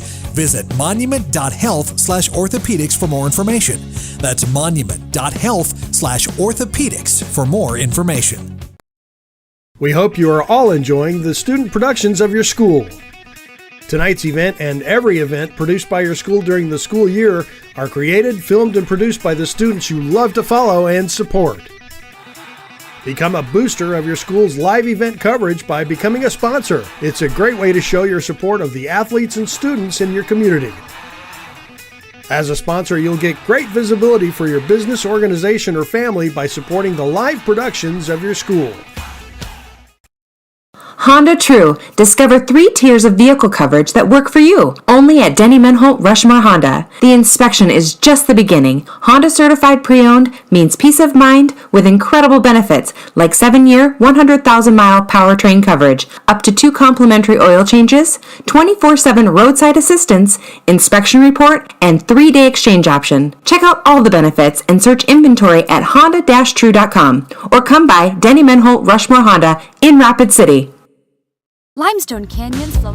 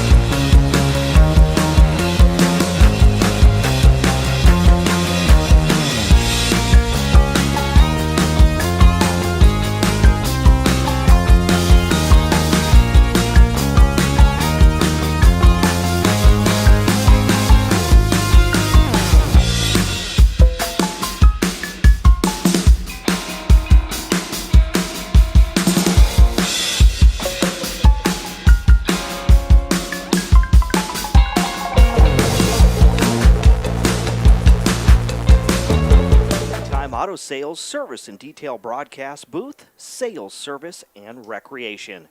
Jerome Wickersham and Dean Gurr with you here at halftime here at O'Hara Stadium as the Harrisburg Tigers lead the Rapid City Stevens Raiders 21-0 is your score. Let's take a look at other scores on the State Farm scoreboard. In Class 11 AAA, it's O'Gorman 20, T-Area 12 as they get set to start that third period.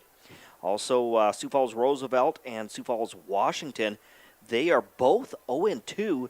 They will be kicking off tomorrow afternoon at Howard Wood Field. And then also tomorrow, it is Rapid City Central and Brandon Valley, two other 0-2 teams that will be squaring off tomorrow here in Rapid City. Moving on to Class 11 AA, number 3 Yankton leading Watertown at halftime, 20-7. All the other games in Class AAA taking place tomorrow, except Spearfish in Douglas. Spearfish in Douglas is, we have no score yet on that game, but that was a 7. Got underway. Yep. So a 7 o'clock kickoff there. In Class 11A, Chamberlain edges Lakota Tech 15-14 this afternoon. So a close ball game there. Vermilion over Millbank 22-16 with 1 minute left in the fourth. Winner up on Beersford 14-0. That's probably the closest game Winner's played in a while. Mm-hmm. Also, number 2 Del Rapids. They are leading Hot Springs at halftime 41-7. Of course, that's a team that St. Thomas More will square off with to end the regular season. Is Del Rapids. Yeah, and didn't Del Rapids just play somebody last week? I was looking at somebody locally. I get all my weeks mixed up. Also down there in Custer tonight with 5 minutes left in the second, it's Rapid City Christian 13, Custer nothing. Of course, the Comets trying to rebound after losing to St. Thomas More last week. Yeah, rebounding, trying to get back to, like you said, 2-1, and that game was a 2-score game, which really wasn't quite that close. The Comets kind of scored the end of the game there, kind of some opportunities there. So, obviously they got room to build there, but, the Cavaliers obviously still got a solid team, even though a freshman quarterback taking over the reins for them. I'm excited. Of course, we have the Cavaliers tomorrow night. Cavaliers taking on Belfouche there at Dunfield. Here's a score for you in Class 11B. It's Aberdeen Roncalli 70, Dakota Hills nothing. Ouch, that is definitely that is a tough score. Roncalli's, one of those teams. I think there's probably two super good teams, Winter and Bridgewater in Class 11B, and then you got Roncalli kind of edging right in there. St. Thomas More is also right in there. You got, Mount Vernon Plankington right in there. So kind of that next level team, and Roncalli kind of showing it that they are definitely one to contend with. Also, with 1 minute left before halftime in Hill City tonight, it's Sioux Valley 35, Hill City 6. And then at the end of the first half at Ferguson Field in Deadwood, it's Lee Deadwood 14, Miller Highmore Herald 6. That's a win just for Lead alone. They lost that game 2-0 last year against Highmore Herald. So I think they're probably excited to score a couple of points there. Then up north at Tiger Stadium tonight, which we've been to Tiger Stadium before in Mobridge, the Redfield Pheasants are on top of the Mobridge Pollock Tigers 14-6 at halftime. Mobridge Pollock coming in 3-0 on the season. Is that the frozen tundra of? It was a little frozen when we were there, that's for sure. No, that's actually a pretty good game. Redfield, pretty solid team. Mobridge, like you said, the three teams they've beaten aren't the greatest teams out there, but a great season to rebound. They had a great season, like you said. We were up there 2 years ago, fantastic one. They beat St. Thomas More, and then they lost a lot of those seniors, so they were down last year. But I think kind of rebounding a little bit this year. So that's a pretty solid game right there. Just real quickly, we'll move to 9-man football and 9AA. Faith over North Central as they start the second half, 22-8 is the score there. With 7 minutes left before halftime, it's Lyman 48, White River 8. Also 14-0 Timberlake over Dupree as they start the second quarter. And Wall over Kadoka area 14-0 with 3 minutes left in the first. Wall just a solid powerhouse, and Kadoka obviously Kadoka received votes this year, or this week rather, but Wall is just always good. Of course, it's a gorgeous field to go play on their artificial turf. Yep. So again, that's some scores on our State Farm scoreboard as we get set to start this second half. But we'll have Score Central with Matt Kearney. That's coming up at the end of the broadcast tonight, where he will recap all of the scores because we got a lot of scores that will be finishing up. So Matt will recap all those scores coming up at the end of our broadcast tonight on Score Central. That's going to do it for the halftime show right here on Fox Sports Rapid City. We get set to start the second half here at Dunham Field at O'Hara Stadium. Again with Dean Gurr, I'm Jerome Wickersham on Fox Sports Rapid City, and thanks to those of you who are watching tonight on GoRaidersLive.com. Here's just a actually a short kick, and the ball is loose. The ball is loose. It was touched by a Raider. Yeah, that's kind of a tough one because you've got kind of the up guys, and it kind of goes over his head, and he thinks it's near him, so he tries to turn around to try to grab it. It's off of his fingertips. He's got another player coming in after it. I think the ball just kind of went all over the place, and they're going to sort out this dog pile here and see what happens, but it was definitely very close. That would be a gut wrencher for that go to the Harrisburg team right away. There's two officials down there. They're still deciding who has the football. No signal yet. Still no signal. And the referee's even out there, and he's going to say and the it is Raider football. The Harrisburg coach can't believe it. It's funny because when you see it right as that pile was ensuing, you could see some Harrisburg players there and some Stevens players there, and and you're like, how many times is it going to change hands right, at the bottom of that pile? When you get in the old school, people throwing punches and haymakers and stuff in there. But I'm sure that didn't happen here. But, they're fighting for that ball. Even though, the play's well over, they're still fighting for that possession. So a very short punt. It's going to be still Raider football. They hand the ball off. It goes to Doney. Doney trying to cut it to the outside. Tries to get around the tackle. It was 1st and 10 from the 26-yard line. He's going to be forced out of bounds on that far sideline over on the grandstand side of things. Well, at least they ran it. I'll give him that. I thought maybe he might, jam it up the gut a little bit instead of trying to string it out. The Tigers are just so fast, even on the perimeters. They're big up front. They're fast on the perimeters. They got a lot of athletes, and it is tough to get around the tackle there. It is, yeah. Dietert was trying to track him down. He did escape the shoestring grab of Dietert of Harrisburg, but didn't get much out of it at all. No gain, 2nd and 10 for the Raiders. Jensen from the shotgun, flushed out of the pocket. He's going to go right up the middle. He's going to slide at the 34-yard line, and that is going to be just shy of a first down for the Raiders. I think we're looking at 3rd and less than a yard. Yeah, we see Tate Crosswade in on this one as well. Jensen goes to the sidelines, gets his call from his coach, and is it going to be the quarterback sneak? Well, this is a edgy one here. Mm-hmm. It's not half a yard. It's at least a yard and a half. So 3rd and 1 for the Raiders on their own 35, going from right to left. Ball in the middle of the field. Jensen from the shotgun hands the ball off to Doney. Doney tries to follow his blockers, and he's going to be pushed backwards. Yeah, he tried to read it. It looked like he should have gone up the middle, and instead I think he opted to try to get around a pile. And if you stop your feet and then you shuffle them and then you try to move somewhere, the speed of this team, you're just not going to go around that. So, boy, a dicey call here. You don't want to be down 4 scores, but you also want to give yourself some momentum to get going. I know you're way deep. I think the Patriots did this call, years ago and didn't make it. And, boy, questionable one here. Raiders go for it on 4th and 3. Dropping back is Jensen. He pump fakes, now looks to the back to the other side of the field. Has a receiver, but it's thrown too high for Cale Meisman. He was open. It's incomplete, and that's going to be a turnover on downs. Yeah, he absolutely had it. It was a golden opportunity, just went by the wayside. It was a great throw.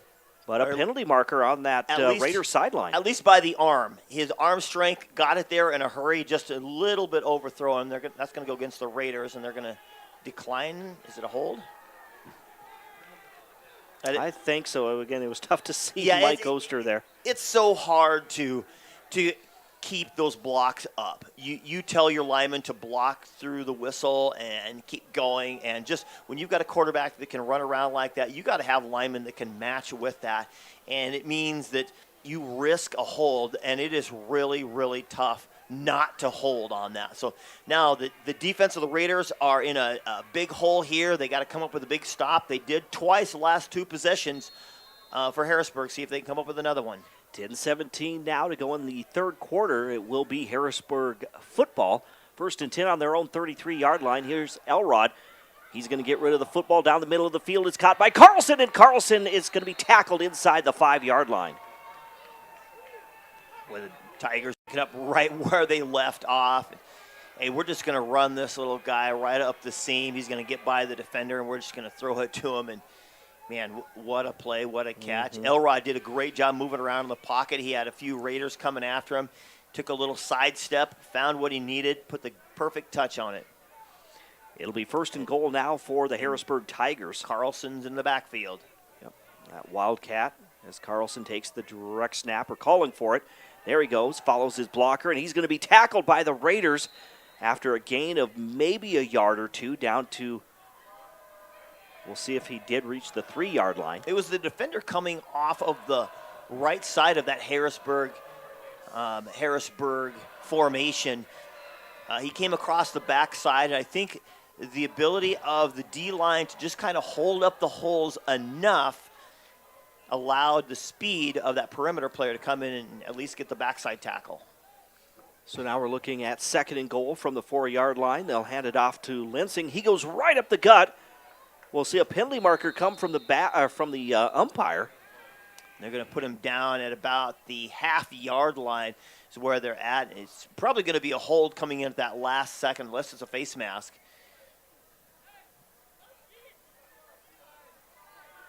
and Lensing is coming out. And it looks like it's going to be against Harrisburg. So I wouldn't be surprised if that's a hold, right? So Levi Danielson's going to come in as Lensing's got to come out for a second. Holding against Harrisburg. That's going to be a 10-yard penalty back to, looks like the 12-yard line. And I want to say it was second. Yeah, it is second down. Second and goal now.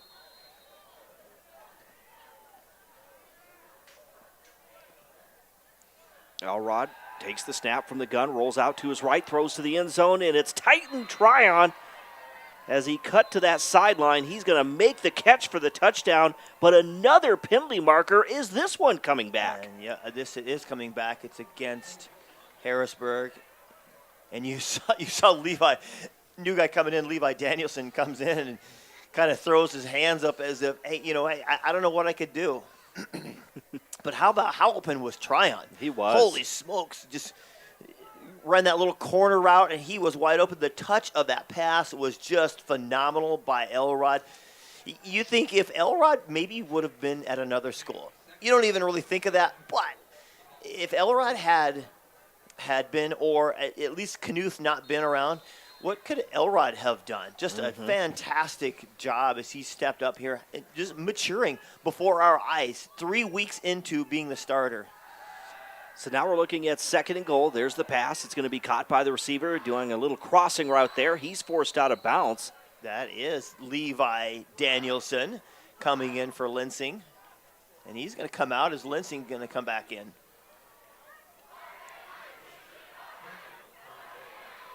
Now third and goal from the 19-yard line.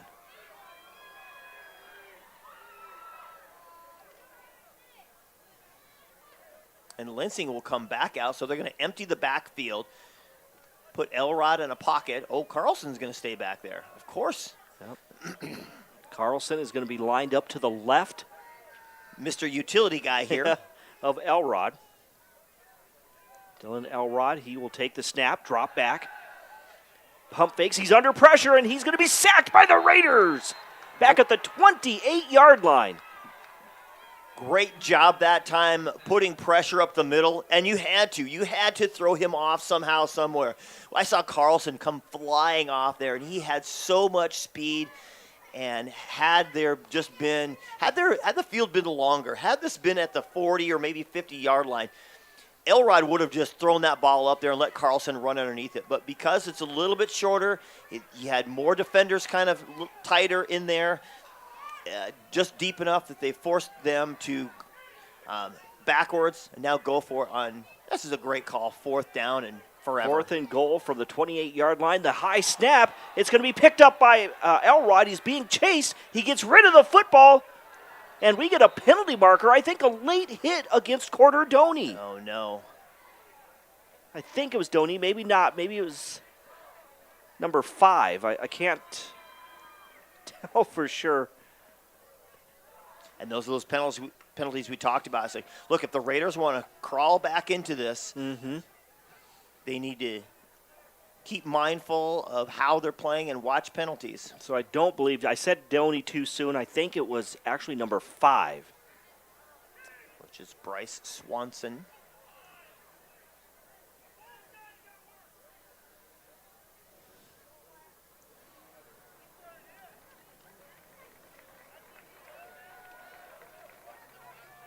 So that is roughing the passer, I believe. Personal foul, roughing the passer. So they're going to move it forward.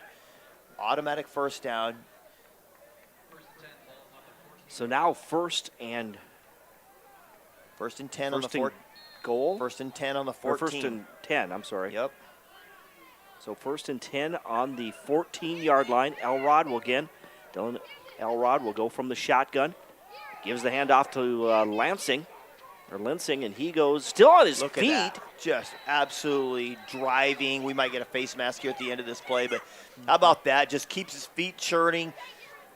Hey, welcome to South Dakota from California. We'll take you. And I know Coach White is so happy to have him on his roster, and just what a fill-in for having Gavin Ross out, and what an opportunity for Lensing to come in and just make a play. I believe he's a senior, if I'm not mistaken. And boy, what an addition to help out with this program. So the Raiders now with just a couple, or just back-to-back penalties, and now the ball is moved inside the 5-yard line.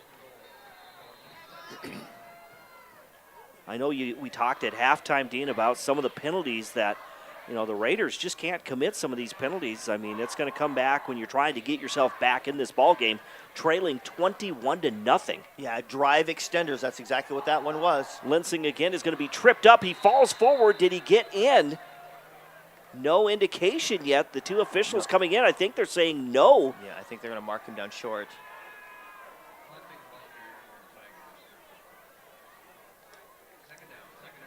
So 2nd and goal now from right about the 1-yard line. Elrod again from the shotgun. Linsing, Garrett Linsing lined up to his left. Trips left, no receivers to the right. They hand it off to Linsing, and he takes it right up the middle for his 2nd touchdown of the game. Yeah, and how about that? If we're going to look at, obviously we've still got plenty of game to go yet here. It's got a quarter and a half to go, but if you're going to look back at a pivotal moment in the game, momentum, Raiders opportunity, the Tigers commit a couple of penalties, and this is an opportunity for you to be back into it. Same thing happened to them when they played Washington. Washington committed just couple of mistakes at the wrong time. The Raiders capitalized on it. But now they just extended that drive right back in there, and you can't do that to good teams. You cannot give them extra opportunities, and we see the Raiders doing that tonight. So on the State Farm scoreboard, insured by agents Scott Carlson and Matt McCormick, it's Harrisburg 28, the Raiders nothing. We're back in 30 seconds right here on 106.7 FM, 1150 AM, Fox Sports Rapid City and foxsportsrapidcity.com. Waterfalls and pristine beauty make Spearfish a sanctuary for those seeking the ultimate escape. Outdoor enthusiasts will find top-notch sport climbing, mountain biking, and UTV OHV trails. Guests are steps away from peaceful hiking trails and tranquil streams. Relax and rehash your day's adventure at one of our award-winning local breweries. Finding rest is an important part of any adventure. Lodging in Spearfish comes with a variety of choices, from cabins, B&Bs, and campgrounds to the comforts of your popular brand-name hotels. To find your unique adventure in Spearfish, go to visitspearfish.com now. Limestone.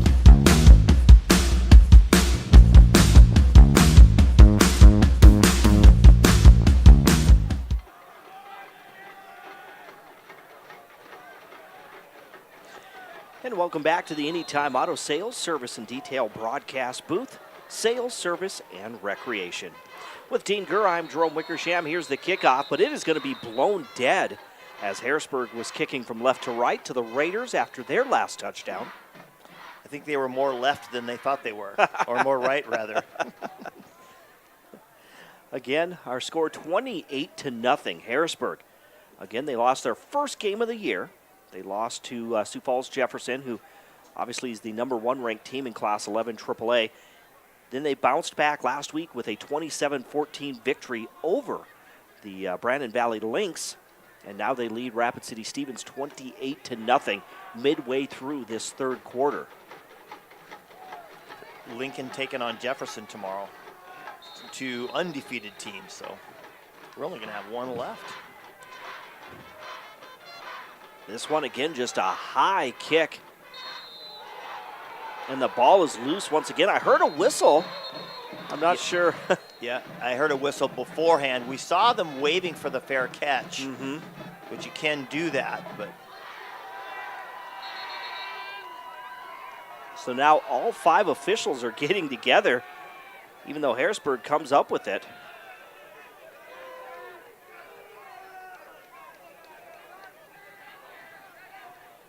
And they're going to kick it again, looks like. They're walking the ball back there. The coaches are like, huh? Yeah. You see the coach. They were so excited. Right, You know, the special teams coach was fired up for You Harrisburg. have to be, as a special teams coach, you just got to be energetic and just like, fiery. Now, I didn't see any penalty markers, Dean, out there on the field. No, but like they blew it. But they blew it dead. You heard, as the ball was in the air, you heard the whistle.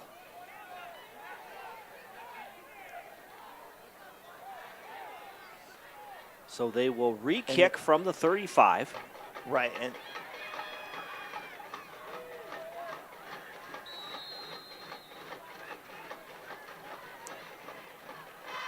we'll see this one end over end, taken by Scott inside the 15-yard line to the 20, the 25, right up the middle. He breaks a tackle. He's at the 45, the 50, now at the 40 of Harrisburg, down inside the 35-yard line.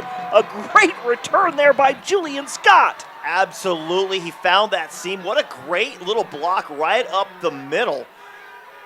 He had just cleared a path for him as he got through it.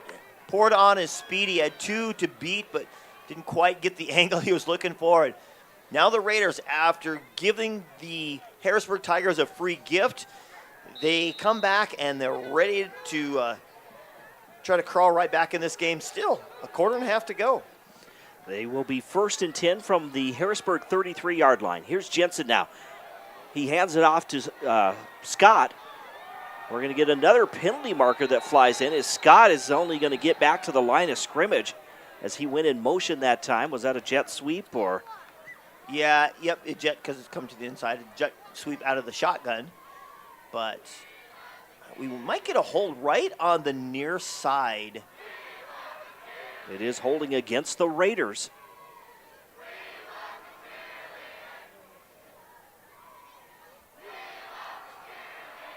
Good crowd on hand here tonight. So yeah. Obviously, Scott makes a great play on the kickoff, and so you're going to give it to him, let him use his speed. But the Harrisburg Tigers do such a great job defensively on that. They are able to bring that second. You defend a jet by bringing a defender down on the side that they're jetting to, and they did a great job that time. They fake the handoff now. Jensen, screen pass to the right side. That's a dangerous pass there. It was broken up by Harrisburg and almost picked off. Yeah, that was read incredibly well by the man of the hour, at least, or for the first half anyway, for the Harrisburg Tigers. That's Timothy Bishop. He read that. It's just a dump-off pass to the jet, who you fake the jet sweep across the middle, and we saw Jensen turn. He looked. There was a trailing defender, but then you saw Bishop coming up over the top. That could have easily been a pick six and gone the other way. So that's one that Jensen has to see and read it and take off or choose someone else. So incomplete pass. Now 2nd and long. Getting out of some trouble there's Jensen as he heads to the near side now. And he's going to run out of bounds at the 45-yard line. That's going to be a loss of 3 yards. The 44-yard line is where they will mark him down, or mark him out of bounds, rather. I'll tell you what, if anything, obviously you lost a yard or so on that scramble play, trying to make something happen. He stepped out of the grasp of Aiden Foley. Aiden Foley, defensive end, tight end, is a tremendous athlete, and Jensen is what I'm speaking of, just able to step out of it, look like dead in his sights, but still able to keep the play alive. So you can just see the athleticism of Jensen and what he brings, and right now he needs to do it again. Trips left, one receiver to the right. Jensen out of the gun, passes down the middle of the field. It bounces off the chest of Meisman. It's picked off by Harrisburg down that left sideline and finally tackled out of bounds. But again, it was intended for Meisman and bounced right off his chest into the defender's hands. Damian Baldwin was the guy who intercepted that ball, and he's just in the right place at the right time. Meisman trying to, you catch it with your hands, and he let it just feed right through his hands and bounce right off his chest. And boy, if there's anything else that can happen on that, I don't know.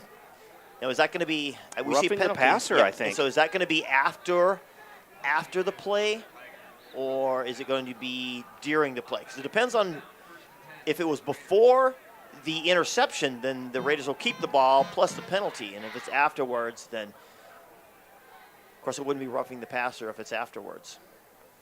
But I know a lot of players, a lot of teams say, look, if you get an interception, you take out the quarterback. And officials are doing a great job of looking for that, but that's kind of some of the things that happen. I think that was Foley. Foley was coming from the blind side of Jensen. He's the he was the D end on this side, on the near side, and he came around. You kind of saw a great job by Jensen stepping up in the pocket. You saw the pocket starting to collapse from the back side, and we all watched it unfold, and obviously the official doing a great job watching the play.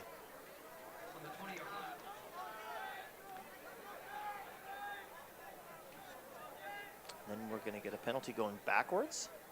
They are still moving the football out there. They marched it forward 15 yards, and then they marched it back or more because was there a dead ball spot, a dead ball foul afterwards. So we have 2 penalties. Boy, we're getting our taste of officiating tonight. We are. Again, 5:46 to go in this third quarter. It's 28-0 on the State Farm scoreboard as Harrisburg leads Rapid City Stevens. Well, that's why they study those rule books. You know, officials put a lot of work into a season. People think they just come out here and blow some whistles and wave their fancy striped shirts around and stuff. But no, officials have to take tests every year that they do it. And then they go to meetings. They talk about, mechanics and they get rules tests, and they got videos. If you ever go on that South Dakota High School website, you'll know. New quarterback in there. There's the pass. It's going to be caught by Scott. He's forced out of bounds after a short gain. In at quarterback is number 10, Jacob Johnston, a 6', 190-pound junior. He came in for one play. Now Jed Jensen comes back in. Yeah, and we saw him kind of do some cleanup duty last week against Douglas. So that was a gain of 1 yard for the Raiders. They are now 2nd and 9 from the Harrisburg 27. They trail by 4 scores to the Tigers. They'll go trips right, one receiver to the left. Ball on the left side, hash marks. That's Meisman lined up in single coverage to the left. Screen pass to the right side, and it's out of the hands of Hansen. It is, and I think they kind of thought it was a backwards pass, so the players continued on, and the officials did not blow it dead, so a great job there. But yeah, Hansen just unable to hang on to it. I wasn't sure if they were going to throw like a halfback option play there, but I tell you what, Harrisburg just does such a great job of covering that. The linebackers closing speed in there, and we're going to get another penalty flag. Are they going to start moving things here? We're going to talk about it here for a second. Maybe a fumble. So it's an incomplete pass versus a fumble. So where do you put the ball? I didn't see what the ruling was. I didn't see them wave an incomplete pass. So they actually spot the ball back at the 35 of the Tigers. So now 3rd and 17 for Rapid City Stevens. 4:53 remaining here in quarter number 3. So clearly it was a backwards pass, fumble recovered by the Raiders. Jensen gets rid of the football, and it's out of the hands of Meisman. He had a chance to make the catch.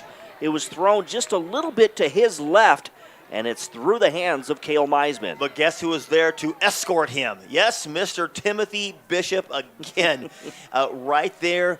He's like flypaper tonight on Meisman, in general when he draws that assignment. So, well, he might have to get a game ball tonight. So for the Raiders, they will go for it on 4th down, obviously trailing by 4 scores with 4:41 remaining in the third. They're on the Harrisburg 35. It seems like it's been 4 score in 7 years since the Raiders have even smelled the end zone.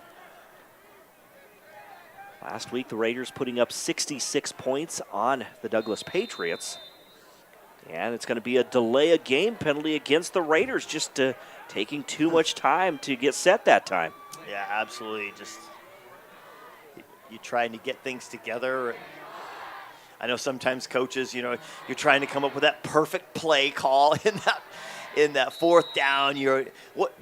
Dip into my play sheet. What do I got for 4th and 20 here when I'm in the opponent's territory? And just you're trying to come up with that right one. You can see the Tigers are they're spread deep. They're going to give up. Any sort of short route is absolutely fine for them, and just make a tackle. You see trips. Jensen on 4th down. He gets scrambles out of the pocket. He's at the 40, and he is just going to slide at the 38-yard line. Nowhere to go there. for Jed Jensen. Yeah, absolutely. They had a cover 3 going on, so 3 guys going back. He takes a look. He doesn't see anything. He takes off running, and I don't know if he kind of looked downfield, said, there's just nothing there, and there's no way these guys are going to let me run around forever. So he just slides to a stop and saves himself for another down. So turnover on downs will give Harrisburg the football with 4:31 remaining in the third quarter, leading 28-0 over Rapid City Stevens on the State Farm scoreboard. Here's Dylan Elrod at quarterback, hands it off to Garrett Linsing. Linsing has some running room. He's going to take it down the right sideline and tackled by a trio of Raiders.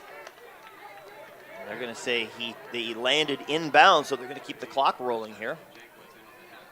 I know they stopped it, but I saw the officials say keep it going. So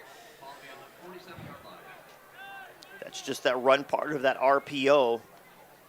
And, you know, the linemen they move. That's one thing that makes that very effective is how well your linemen can move. And they get out of their stances, and you see them just leading the charge on that. And we're going to get another penalty marker. I think this is going to go against Harrisburg. I saw the Raiders jump up, but I don't think that they crossed the line. I think the Harrisburg guard, jumped in reaction to that. And as far as I know, they don't have that in high school where they were drawn offsides by the defender. And this will be against, false start against Harrisburg, backs them up 5 yards. So now first and 15 rather, from the Harrisburg 48. Elrod takes the snap, hands it off to Lansing. Lansing right up the gut once again, gets it to midfield. Hayden Gebhardt in on the tackle for Rapid City Stevens. Just a gain of 2, so now 2nd and 13 for the Tigers. He just did a great job negotiating the defense there. He had plenty of room. He just steps left, steps right, and he goes right through, and a very manageable pickup. Elrod from the shotgun, hands it off to Linsing, and this time he is going to be stopped after a short gain again, just to 2 yards there as he went to the right side of the line. Yeah, escorted to the ground by number 41, that's Lucas Jankowitz, by the Raiders. Probably trying to get tired of him just running all over the place. 3rd and 10 coming up. Elrod from the gun, trips left. He'll drop back, 3-step drop, thrown to the middle of the field. He has Carlson. Carlson makes the catch. He's down the right sideline. He's at the 10, the 5, and touchdown. A 47-yard touchdown. But again, another penalty flag. It's holding against the Tigers. Boy, you could see that play at its onset. Carlson was the slot guy on the left side. His defender was barely 5 yards off of him. And you're thinking, look, as fast as Carlson is and as athletic as he is, if he just runs something like a post route or a corner route or something like that off of the line of scrimmage, his defender better be able to turn around and run like mad. He better be a state track winner like the Raiders do have, but I don't think any of them play football, unfortunately. And that's exactly what happened. He just took off. He planted his foot, went across the formation, and Elrod read it right away and just threw it. Great throw, great catch. Carlson had 4 or 5 steps on the defender and just ran down the sideline. But, you know, like we said, unfortunately, called right back because of the penalty. So we're looking at 3rd and long now. 3rd and about 24. Elrod again, a quick pass. This one is going to be caught by the receiver, but he is tackled after only a gain of 1 yard. Up to the 40-yard line. A good job that time. Trevor Weedy was the receiver that time, but in the Raiders, they're playing up close, which I'm surprised that the Tigers were throwing that sort of play because of how close the Raiders are playing up to the line of scrimmage, and now they're forcing Harrisburg to punt. In fact, one of the few punts tonight for the Harrisburg Tigers. There's the snap. There's the punt. This is going to be Doney back deep. Well, he better get away from that. He lets it bounce, picks it up on the run. He's at the 30, cuts back to his right, still on his feet, down to the 35-yard line. So a gain or return of about 12 yards by Corderdoni. Well, he had to run all the way in the corner. I think the way the ball bounced, he decided to take it, which was a good decision. But at the time, when you're running, you have to run all the way over to the sideline just to get the ball. How about that punt? That's exactly what you tell punters to do. You don't punt it down the middle of the field. You punt it over to a corner, especially when you got a single guy returning it. He's got to run all the way over there, catch it, stop, turn around, and make a run. So Corderdoni did a pretty decent job of playing that hop and making something out of nothing. Here's Jed Jensen now, takes the snap. He's going to cut back to his left, still on his feet as he sheds a tackler, and now tackled at the 41-yard line. A gain of about 5 yards for Jed Jensen on that quarterback keeper. Yeah, and definitely a design quarterback keeper. He had blockers right out in front of him. Great job by the defensive end that time. I think that was Deddert on that left side of the formation for Harrisburg. Got up the field what a defensive end does, and he forces the play back inside where the rest of his team is ready to help. And so just a fantastic job. You keep that outside shoulder free and is just able to force it to where he wanted it to go. Again on 2nd and about 6. Jensen scrambles to that right sideline. He's going to go out of bounds. He's going to be dropped, or that's going to be a loss there as he's forced out of bounds. It was 2nd and 6. He's going to be escorted out by Jack Deddert again. You can see how fast Deddert, you see why he's a defensive end. Man, he is just like a lightning bolt off of that end there. You've got Aiden Foley on one side, Jack Deddert on the other side. I can see why there is a struggle up front by this Raider offensive line. Just the power and presence of them. I see Foley's going to take a break off the sideline, so they got another player coming in, unless he's shifting. No, he's both of them.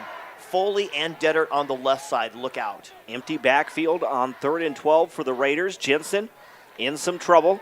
Escapes one tackler, still on his feet, and now tackled at the 36-yard line for just a gain of a yard, maybe 2. If he reached the 37, he did get to the 37-yard line. So now we're looking at 4th and 10 coming up for the Raiders. Right now they're on their own 37-yard line. And you saw Foley and Deddert, on that side, and they just collapsed right away, and it forced Jensen out of the pocket. And you know, sometimes when you got a quarterback that runs around like that, you're the defense, you're like, let's keep him in the pocket, let's not let him run around. And Coach White actually talked about that, but I think they've done just a tremendous job when he gets out of the pocket of covering it. Nice punt there by Parker Mesmer. Harrisburg, though, they escaped one tackler. That was Carlson on that return. Again. Carlson, he got it. He got away from the first tackler, which was number 2, Gebhardt, was there. He was able to escape out of it, but the rest of the team able to get down and cover it. And had some cramps going on here by Harrisburg team, so they're going to stretch him out here for a second. We are down to 10 seconds remaining in this third quarter. It still remains 28-0. Harrisburg over Rapid City Stevens on the State Farm scoreboard, insured by agents Scott Carlson and Matt McCormick. So the key to defeating the Raiders, have a good secondary, stay disciplined to keep Jensen in front of you, so to speak. Oh, that's kind of a hurtful. Obviously, it's a cramp. It looked like they're just stretching it out, but that's one guy you don't want to see cramping up for the Harrisburg Tigers, Timothy Bishop, because they have just their game plan against the Raiders defensively just worked tremendously well. They match up well against their skill spots, and they're able to keep Jensen under check. Here's Elrod now. There's the handoff to Linsing. It was 1st and 10 from the 26. He'll take it to the 30-yard line for a gain of 4. And that's going to do it. That's the end of the third quarter here at Dunham Field at O'Hara Stadium. On the State Farm scoreboard, insured by agents Scott Carlson and Matt McCormick. After 3, it's Harrisburg 28, Rapid City Stevens nothing. The fourth quarter coming up next when we return in 30 seconds, right here at 106.7 FM, 1150 AM. Fox Sports Rapid City, and online at foxsportsrapidcity.com, as well as GoRaidersLive.com. Star Spangled Banner. A lot has changed since 1962, but one thing hasn't: the hometown service you expect from Dale's Tire and Retreading. Dale's Tire has been providing quality brands and service to the Black Hills area for over 50 years, and we couldn't have done it without you. That's why we are pleased to service your vehicle, saving you time and getting your vehicle back on the road. Because at Dale's Tire, we don't just sell tires, we build lifetime relationships. Dale's Tire, Campbell Street and Deadwood Avenue, Rapid City. A lot has changed.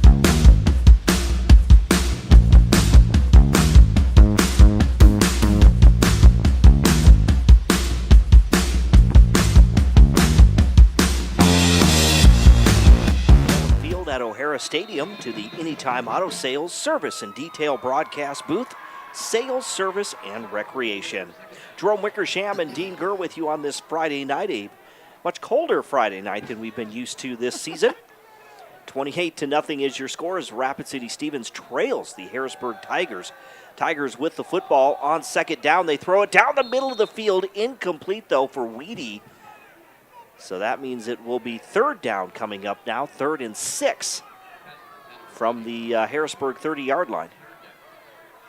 Yeah, I think these Raiders are going to continue to try to challenge the receiving core of the Harrisburg Tigers. I think they're definitely up for that challenge.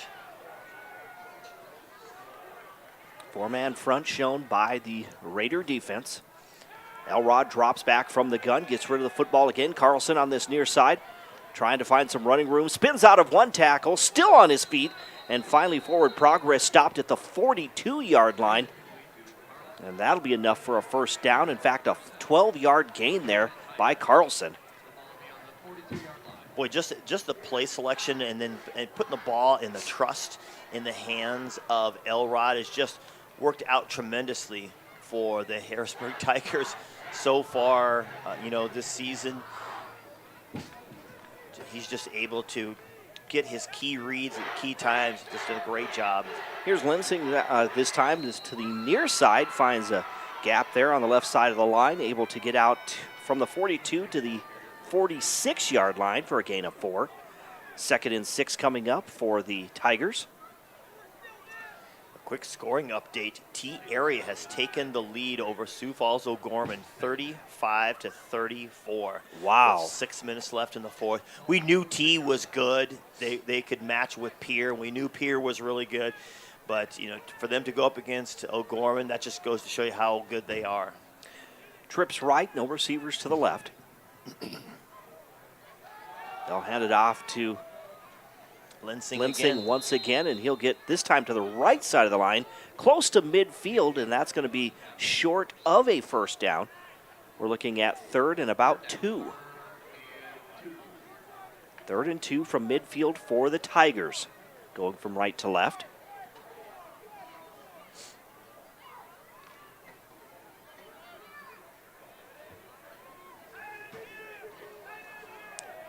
Here come the Tigers. It's Elrod again. Dylan Elrod, your quarterback. Long snap count. Now he takes the step back, throws it down the left sideline for Tryon. He makes the catch inside the 20-yard line. He has been unstoppable tonight as a receiver. Boy, and you could see that right away, and the coaches saw it as well. Look at what's going on here. Look at where they're playing. They're playing 3 yards off of their receivers. That's like, that's like walking into a dog pound with some meat around you and saying, I think I can take these dogs on. It's just a setup. And I think the Raiders are thinking their safeties are going to get over, which is what happened there, but the safety was far too late. It was such a great throw. Lensing this time right up the gut, breaks one tackle, still on his feet inside the 10-yard line. And that's going to be down to the 8-yard line, a gain of 11, and now 1st and goal for the Tigers. They lead 28-0, a chance for them to possibly put the exclamation point on this ball game. Yeah, you could just see how they line up and the coaching staff. You saw Elrod. He looks over to the sideline. Obviously, he's got some autonomy there, but he looks at the sideline. The coaches make a signal, say, look what we got for a matchup. Again, it's going to be Garrett Linsing to the right side, gets around the tackle. It's going to be a gain down to the 6-yard line, just a gain of 2, 2nd and goal. From the 7, rather, so just a 1-yard pickup. You know, we talked about this, about disguising coverages. The Raiders just aren't. They're coming up, look, I'm going to do press coverage, and you run by me. And the Tigers are looking at him going, okay, we'll do that. And that's exactly what they've been doing. Elrod this time rolls out to the near side. Under pressure, gets rid of the football to the corner of the end zone, and it's broken up by the Raiders. Intended for Titan Tryon. Yeah, and of course, now that you're closer to the end zone, it's much easier to do that situation. Xander Blodgett was the defender right in there. The receiver just ran a post corner. He went right into the post. It could be a dig route because you're so close to the end zone, but either way, go in and then go back out to the corner. It was a good touch on the ball, but like I said, when this field's not stretched, it's a little easier to cover. Elrod now, this time trips left. Looking over to his coach, getting the call from the sideline. Look how close they're playing. They're just right up on him. Mm-hmm. Oh, there was a jump there on the right-hand side of the Tigers, and so they're going to have to back it up a little bit. But you see how the Raiders, they're playing, 2 to 3 yards off that line of scrimmage, and that's a little better when you're up close like that because you want to be physical with them coming off the line, try to throw them off the route a little bit, but when you're in the middle of the field and you've got athletic receivers and you think that you're going to match with them athletically and the whole night you haven't been, you've got to make some sort of adjustment here.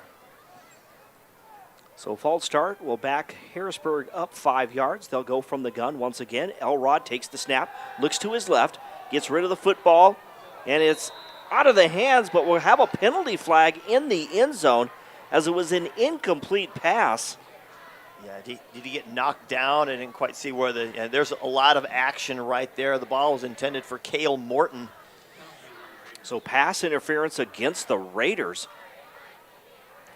And when you're tight like that and you're going to play bump and run coverage, you got to get some hands on, you got to reroute them, but then you get your hands off, and I think that's what happened. But now all of a sudden, if you're not the run part of that, bump and run coverage, you got to get with them, and once they've beaten you, now you got to do something to try to mitigate the damage that's been done, and that's kind of what happened. So was it pass interference or was it, I think it was just holding. I think he probably grabbed him, and you see that. When you know you got a guy that's speedy off the line, your bump turns into hold and run. So they move the ball down to the 6-yard line, still looking at 3rd and goal. Difference between automatic first down, which was nice. Elrod again from the shotgun. Passes down the middle of the field. It's going to be, it was tipped. And it is. It's intercepted by the Raiders. The Raiders get the football as Harrisburg turns the ball over for the 3rd time tonight. I think that was Carson Fielder, if I'm not mistaken, number 65. But it was tipped twice at least, wasn't it? It was tipped by one around. We thought maybe it was on the ground, but Carson Fielder right there, defensive lineman, just in the right place at the right time, took advantage. What can you say? Mm-hmm. It's 7-0 here in this second half. Turnovers have been happening, but the Raiders have they made plays. After giving them so many opportunities, they're trying to gut it out here. 8 minutes. Down to 8 minutes remaining, 8:08 remaining. Here's Jed Jensen from the shotgun. As the Raiders are 1st and 10 from their own 17. There's the pass. It's going to be caught by, I think that's going to be Beck. Yep, Beck Morgan, yep. Beck Morgan. A little out route there. The Raiders turned into their own run-pass option. He stuck the ball in the belly of Luke Hansen and then held it there for a second. That's a read option. He's going to read what's happening, holds it there, and then hits the guy on the out route. So they're going to go trips left, one receiver to the right. That's Meisman lined up on single coverage. Jensen, 1st and 10 from the 27-yard line. Scott goes in motion from left to right. Scott on an out route there. They're going to get him at the 28-yard line, but he drops the ball. It was kind of thrown behind him. Was not going to be an easy catch, and it falls incomplete for the Raiders. Yeah, I'll tell you what, and I actually love that play. That's one of my favorite plays to run. The problem is, all he did is run from one formation to the other. Once he turns in and stops, that is the split-second advantage you gained. You just lost it. So get him to run across the formation, snap the ball once he's across the formation. Don't let him stop, and he can still do that little out route that you just wanted him to do. So now, after an incomplete pass, 2nd and 10 from the Raider 27-yard line. Jensen again throws down the middle of the field, has Scott open! Scott makes the catch inside the Harrisburg 35-yard line. How about that? What we know Jensen can do. He fed it between two defenders, and he threw that ball 40 yards down the field and hit him right in stride. That's what we're talking about, the ability that Jensen has, that if his receivers can just get enough separation on their routes, they can make things happen. So now 1st and 10 for the Raiders. They're in business on the Harrisburg 33-yard line. We got Cale Meisman single coverage over here. They'll go to Meisman. Meisman falling down, makes the catch at the 30-yard line. He kind of had to, I don't know if he had to come back for the catch, but they're going to mark him after only a gain of 2 yards. Yeah, that was just a little square, interesting little route. I thought he had a great mismatch opportunity, maybe a little post corner route opportunity for him there. Instead, they just had him do a square in. Jensen in some trouble. He's going to be wrapped up. It was not a good snap, actually, and he kind of juggled the ball, and then he's going to be wrapped up and sacked back at the 38-yard line. Yeah, boy, when you're trying to get back in the game, you got to get things right, and a timing route that you're trying to get gets totally blown up when you're trying to find the laces of the ball. Mm-hmm. So now we're looking at 3rd and 15 from the Harrisburg 38. Again, Jensen out of the gun, escapes one tackler, still on his feet, has a blocker. Then he falls forward. I don't know if he lost his footing there. It looked like he lost the ball. There was a blocker right there, did a great job creating a seal block and an opportunity for him to run, but he just dropped the ball. Mm-hmm. I don't know, sometimes you run and it hits your legs sometimes when you're trying to do things with it. Now 4th and 14 with the ball on the Harrisburg 37-yard line. We're going to get a timeout by the Raiders. We will get a timeout with 6:10 remaining on the State Farm scoreboard, insured by agent Scott Carlson and Matt McCormick. That makes it still Tigers of Harrisburg High School 28 and Rapid City Stevens nothing. We'll return in 30 seconds right here on 106.7 FM, 1150 AM, Fox Sports Rapid City, and online at foxsportsrapidcity.com. Since 1962, but one thing hasn't: the hometown service you expect from Dale's Tire and Retreading. Dale's Tire has been providing quality brands and service to the Black Hills area for over 50 years, and we couldn't have done it without you. That's why we are pleased to service your vehicle, saving you time and getting your vehicle back on the road. Because at Dale's Tire, we don't just sell tires, we build lifetime relationships. Dale's Tire, Campbell Street and Deadwood Avenue, Rapid City. A lot has changed since Would you buy your insurance?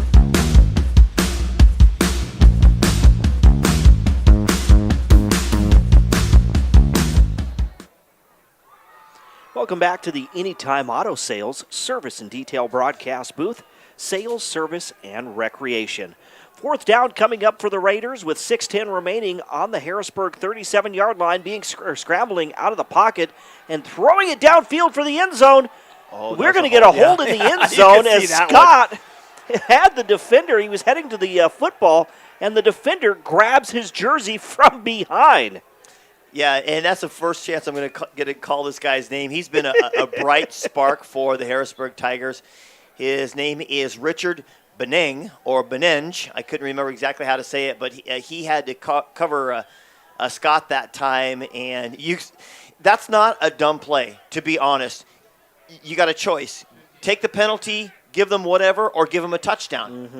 And you're taught that as a defensive back. Look, if you're burnt and you're right there and you think he might catch it, take the penalty. Take the penalty. And they did just that. They'll move it 15 yards down to the 22-yard line of the Tigers.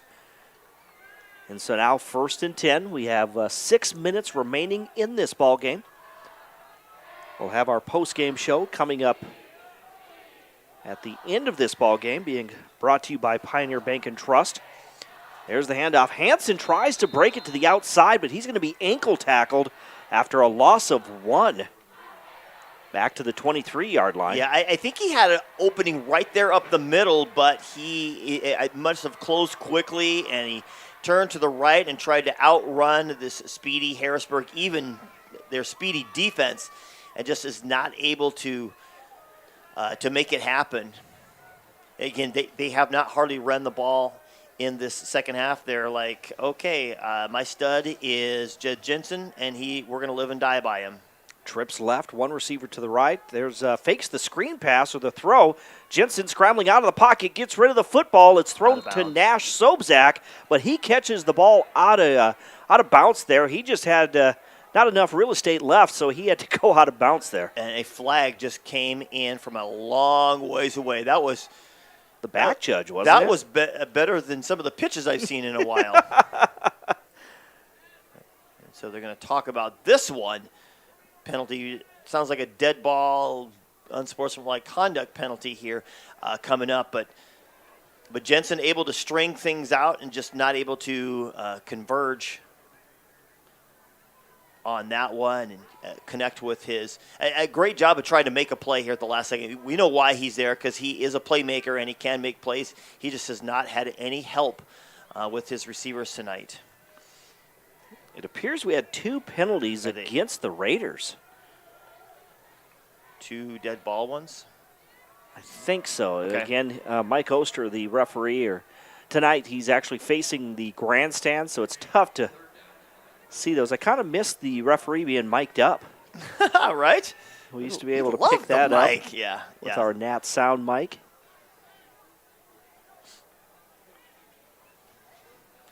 So now 3rd and a very long coming up for the Raiders. 3rd, it looks like they say 2nd on the scoreboard, but it's 3rd down, 3rd and 31 from the Harrisburg 43-yard line. 2 receivers to the right, 1 to the left. Jensen throws right side, gets Meisman. Meisman cuts to his left, now back to his right, and he's going to be wrapped up after a short gain there to the 35-yard line. That's going to be a gain of 6. Actually, my math, gain of 8. Well, he's been looking for Meisman all night. He's missed him several times, hit him a couple of times, but not much. You can see that Harrisburg they've done a great job of locating him and know that this guy's on the perimeter and he's done a lot for him. So is Parker Mesmer going to try for a 50-yarder? I think so.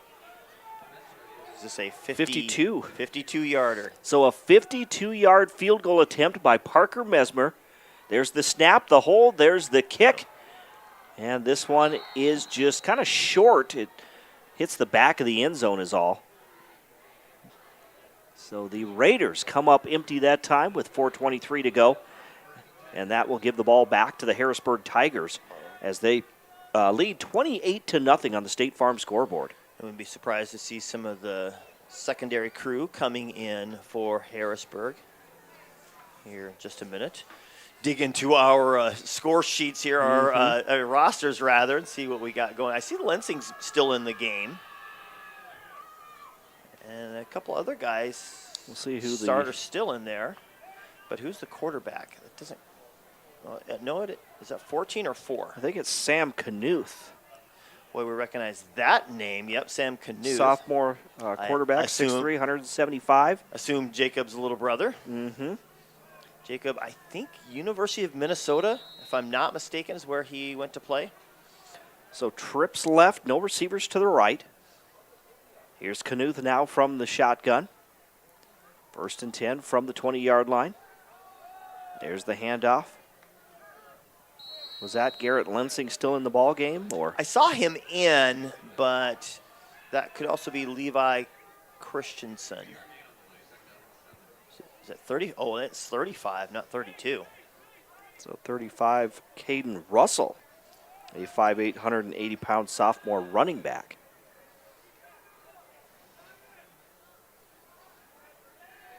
See Titan Tryon, he finally comes off.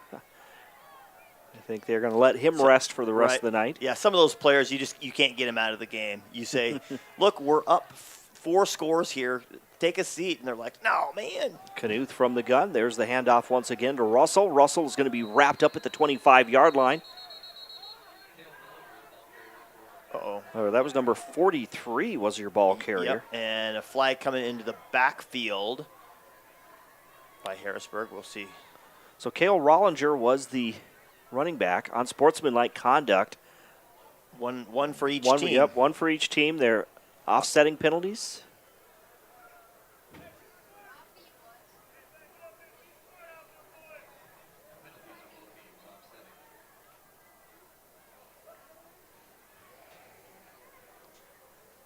So they leave the ball at the 26-yard line.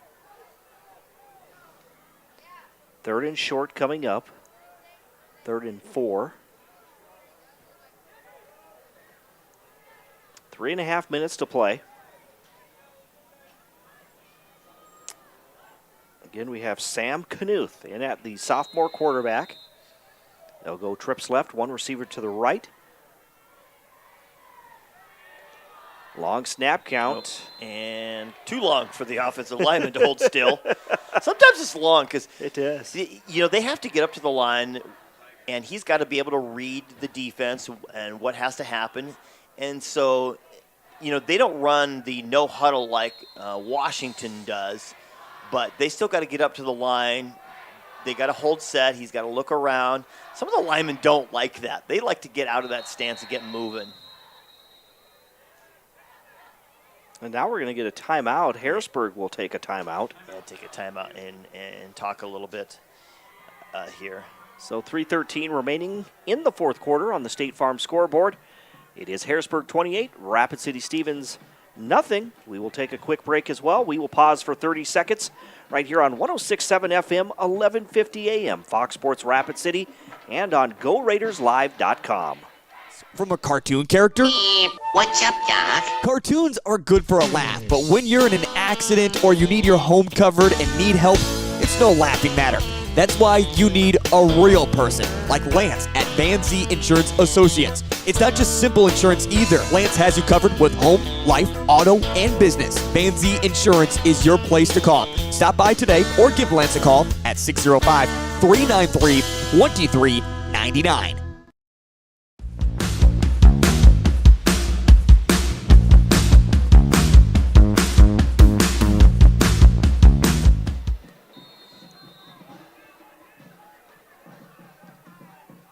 Now we're back here at Dunham Field at O'Hara Stadium in Rapid City at the Anytime Auto Sales Service and Detail broadcast booth. Knuth on 3rd and long gets rid of the football. It's caught by the receiver on that far sideline, and he is going to be forced out of bounds just shy of the 30-yard line, which it looks like he is going to be short of a first down as well. I think that was number 43, Cale Rollinger. Yep, it was. How about that? Stringing out that play and making a play there. Of course, with Foley being the not Foley. I knew I'd do that one time. Dylan Elrod being the being a senior that he is, obviously they'll need next year's player. And is it Sam Knuth? He's got the pedigree with the name. So on 4th and 1, Harrisburg will punt the football. There's the punt.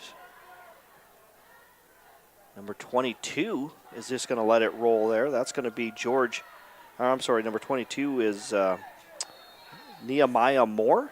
Yep, Nehemiah Moore. So we'll probably see some new faces in there for the Raiders as well, with just 2:48 remaining in the ball game. Yeah, definitely.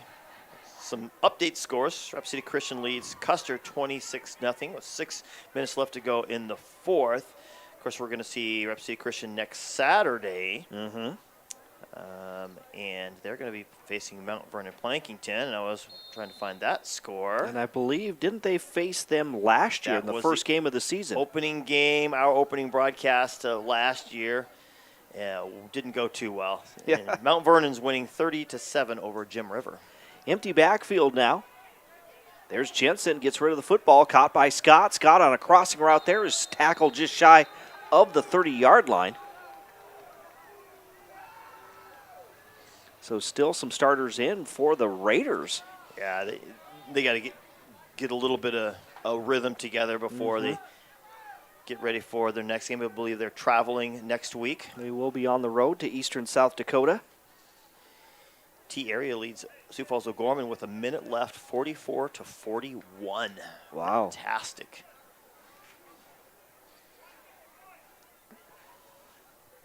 Raiders have less than 10 seconds left on the play clock as they hurry to the line of scrimmage, but they're forced to take a timeout there as they were down to 1 second left on the play clock. Redfield 21-20 with a minute left leads Mobridge Pollock. Oh, wow. 21-20. I And know he's Mobridge interested. undefeated. So we're going to take a break, and Jerome's going to watch the Mobridge game. No, I'm just kidding.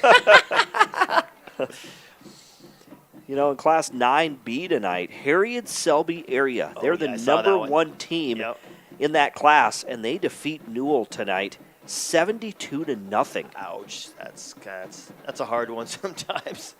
Of course, Potter County, they are having a down year. They're losing to Warner 54-12, but Sully Buttes, they kind of had their down year last year, but they're leading Sunshine Bible Academy 44-0.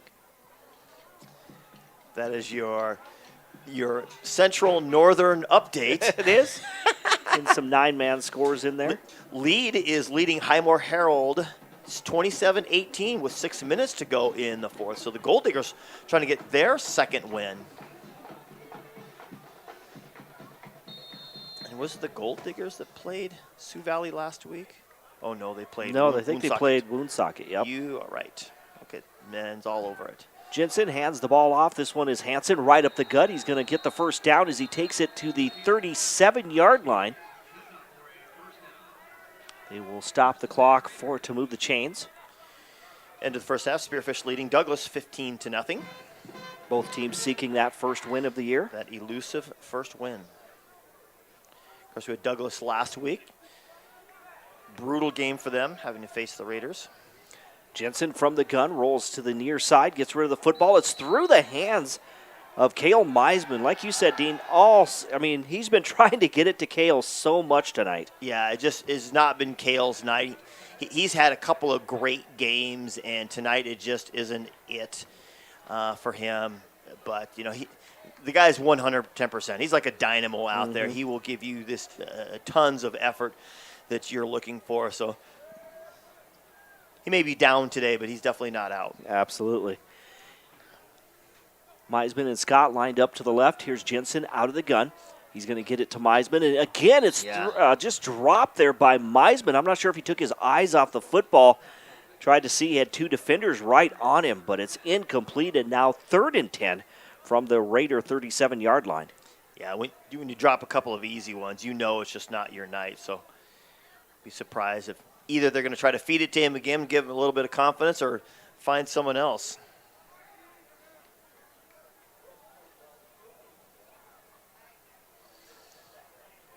Minute 39 to go, 28-0 on the State Farm scoreboard as Harrisburg leads Rapid City Stevens. The Raiders will get that first loss of the year, drop to 2-1. Here's Jensen, again from the gun. Gets out of the pocket, takes it straight up the middle of the field, now cuts back to the near side. Still on his feet, he's into Harrisburg territory and then forced out of bounds at the 47-yard line. You hear the crowd cheering, a great stiff arm. It's just a gamer. He's just a ball player. Gets out into the open space, said, "You going to come tackle me? You better come hard at me," and just throws a stiff arm and keeps running. Of course, when you're playing Harrisburg, we can't forget they won the state last year, 12-0. We've talked about that earlier. Second year, I believe it's their second year in 11 AAA. They get that championship They lose players, but still a stacked roster. Now they throw down the right sideline from Meisman. Did he get it in bounds? No, he did not get. He was too close to the sideline there, and he did not make the catch in bounds. But again, 2 flags back at the line of scrimmage. And they're holding against the Raiders, so it would have been all for naught anyway.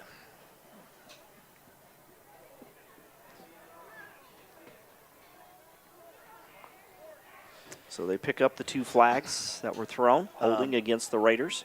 You know, Coach White for Harrisburg, he said, you know what, we aim for 4 scores. He said, we feel we're confident we can win any game as long as we score at least 4 touchdowns. So that's kind of a little thing they go after when they are, you know, aiming or make a sort of a goal, if you will. So they, you know, they definitely have that, but only 4. It's kind of surprising. Here's Jensen on 1st and long there. Gets the screen pass to Scott. He'll get some positive yardage down that left sideline, just shy of the 45-yard line. In fact, they mark it at the 45. That's going to be a gain of 11 yards. So now we're looking at 2nd and long coming up. I tell you, he did a great job of using his blocker. Nash Sobczyk was right there. You saw him just muscling and hand fighting with the defensive back, and he's able to go around it and get that positive yards. Trying to set up some manageable plays here as this game winds down. And Dean, I know you said Coach White lost when they lost that season opener. The first time in his 13 years he's ever lost a season opener. First time ever. Right up the middle, that's going to be Luke Hansen. And Hansen is going to get the first down, or not the first down, but he gets into Harrisburg territory. He'll take it down to the 41-yard line, so now we're looking at a very manageable 3rd and 4. Jensen out of the gun now, backs up. Has some time, but we get a flag in the backfield. Hansen rolls out. He's being pressured. And he's going to throw it out of bounds. Mike Oster throws his hat, so I think that's 2 flags. Yeah, it's another flag. With 1 second remaining on the clock. He's probably like, I almost got through this game without my hat getting dirty. So, a player downfield. I'm sure the first one's going to be holding. They're both against the Raiders. So, the second one I thought was a great block. It was like a pancake block. The guy hit the ground, but maybe somebody grabbed him and pulled him down. Either way, that's kind of a fitting way, kind of an ironic way to pretty much wrap up this game is by penalties. Again, penalties by the Raiders. And the clock is going to run. That's going to do it. That's the end of the ball game. Again, on the State Farm scoreboard, insured by agents Scott Carlson and Matt McCormick. The Harrisburg Tigers improved to 2-1 on the season as they get the win over Rapid City Stevens by a final score of 28-0. That is the Raiders' first loss. They are now 2-1 on the season as well. We are going to take a break. We'll come back in 2 minutes with our post-game show when we return right here on 106.7 FM, 1150 AM. Fox Sports Rapid City and foxsportsrapidcity.com as well as GoRaidersLive.com. Honda True. Discover 3 tiers of vehicle coverage that work for you. Only at Denny Menholt Rushmore Honda. The inspection is just the beginning. Honda certified pre-owned means peace of mind with incredible benefits like 7-year, 100,000-mile powertrain coverage, up to 2 complimentary oil changes, 24/7 roadside assistance, inspection report, and 3-day exchange option. Check out all the benefits and search inventory at honda-true.com or come by Denny Menholt Rushmore Honda in Rapid City.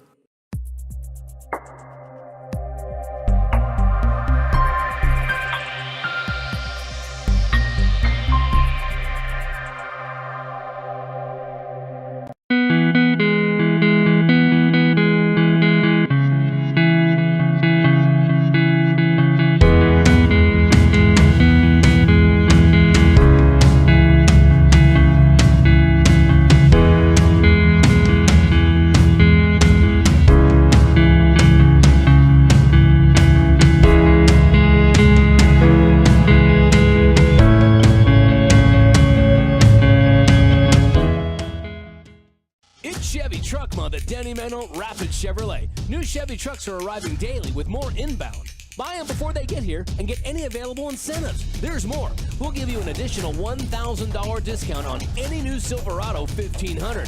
It's a Denny Menholt exclusive.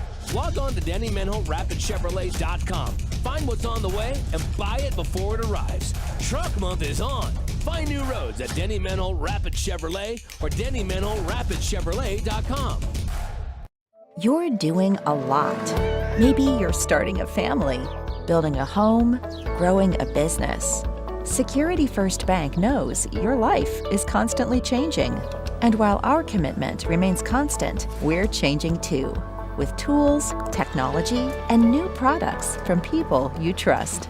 For all the ways you're changing and all the things you're doing, we're the bank. Security First Bank. Member FDIC.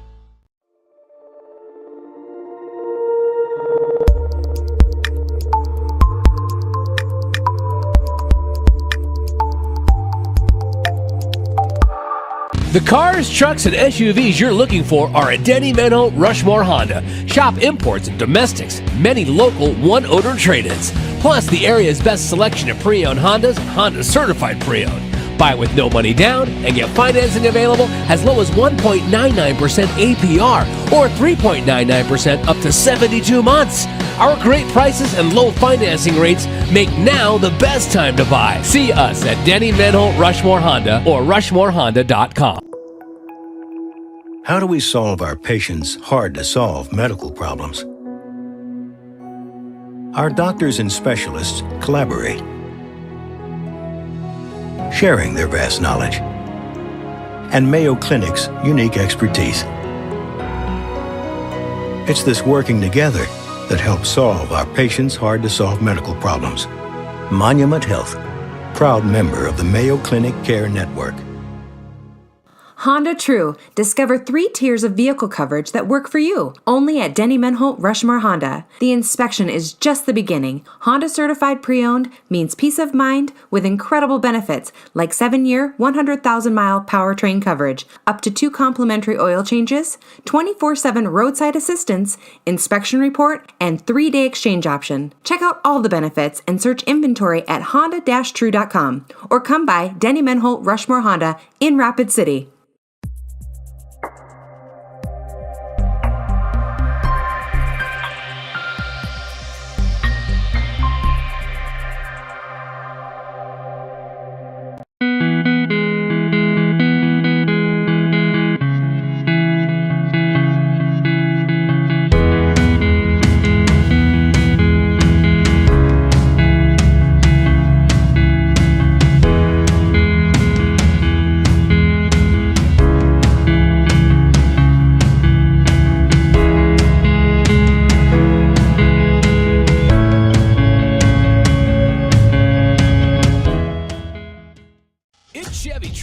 Denny Menholt Rapid Chevrolet. New Chevy trucks are arriving daily with more inbound. Buy them before they get here and get any available incentives. There's more.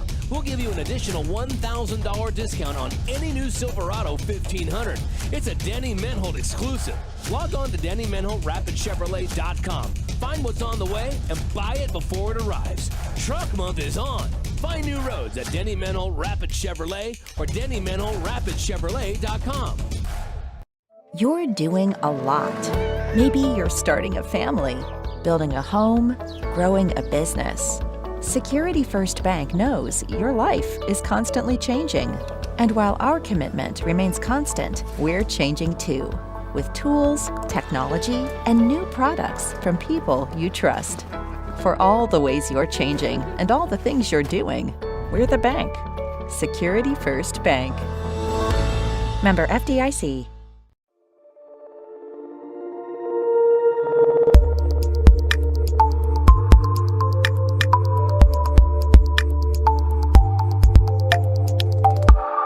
The cars, trucks, and SUVs you're looking for are at Denny Menholt Rushmore Honda. Shop imports and domestics, many local one-owner trade-ins. Plus, the area's best selection of pre-owned Hondas, Honda certified pre-owned. Buy with no money down and get financing available as low as 1.99% APR or 3.99% up to 72 months.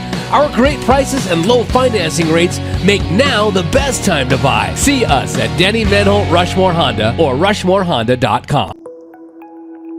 How do we solve our patients' hard-to-solve medical problems? Our doctors and specialists collaborate, sharing their vast knowledge and Mayo Clinic's unique expertise. It's this working together that helps solve our patients' hard-to-solve medical problems. Monument Health, proud member of the Mayo Clinic Care Network. Honda True,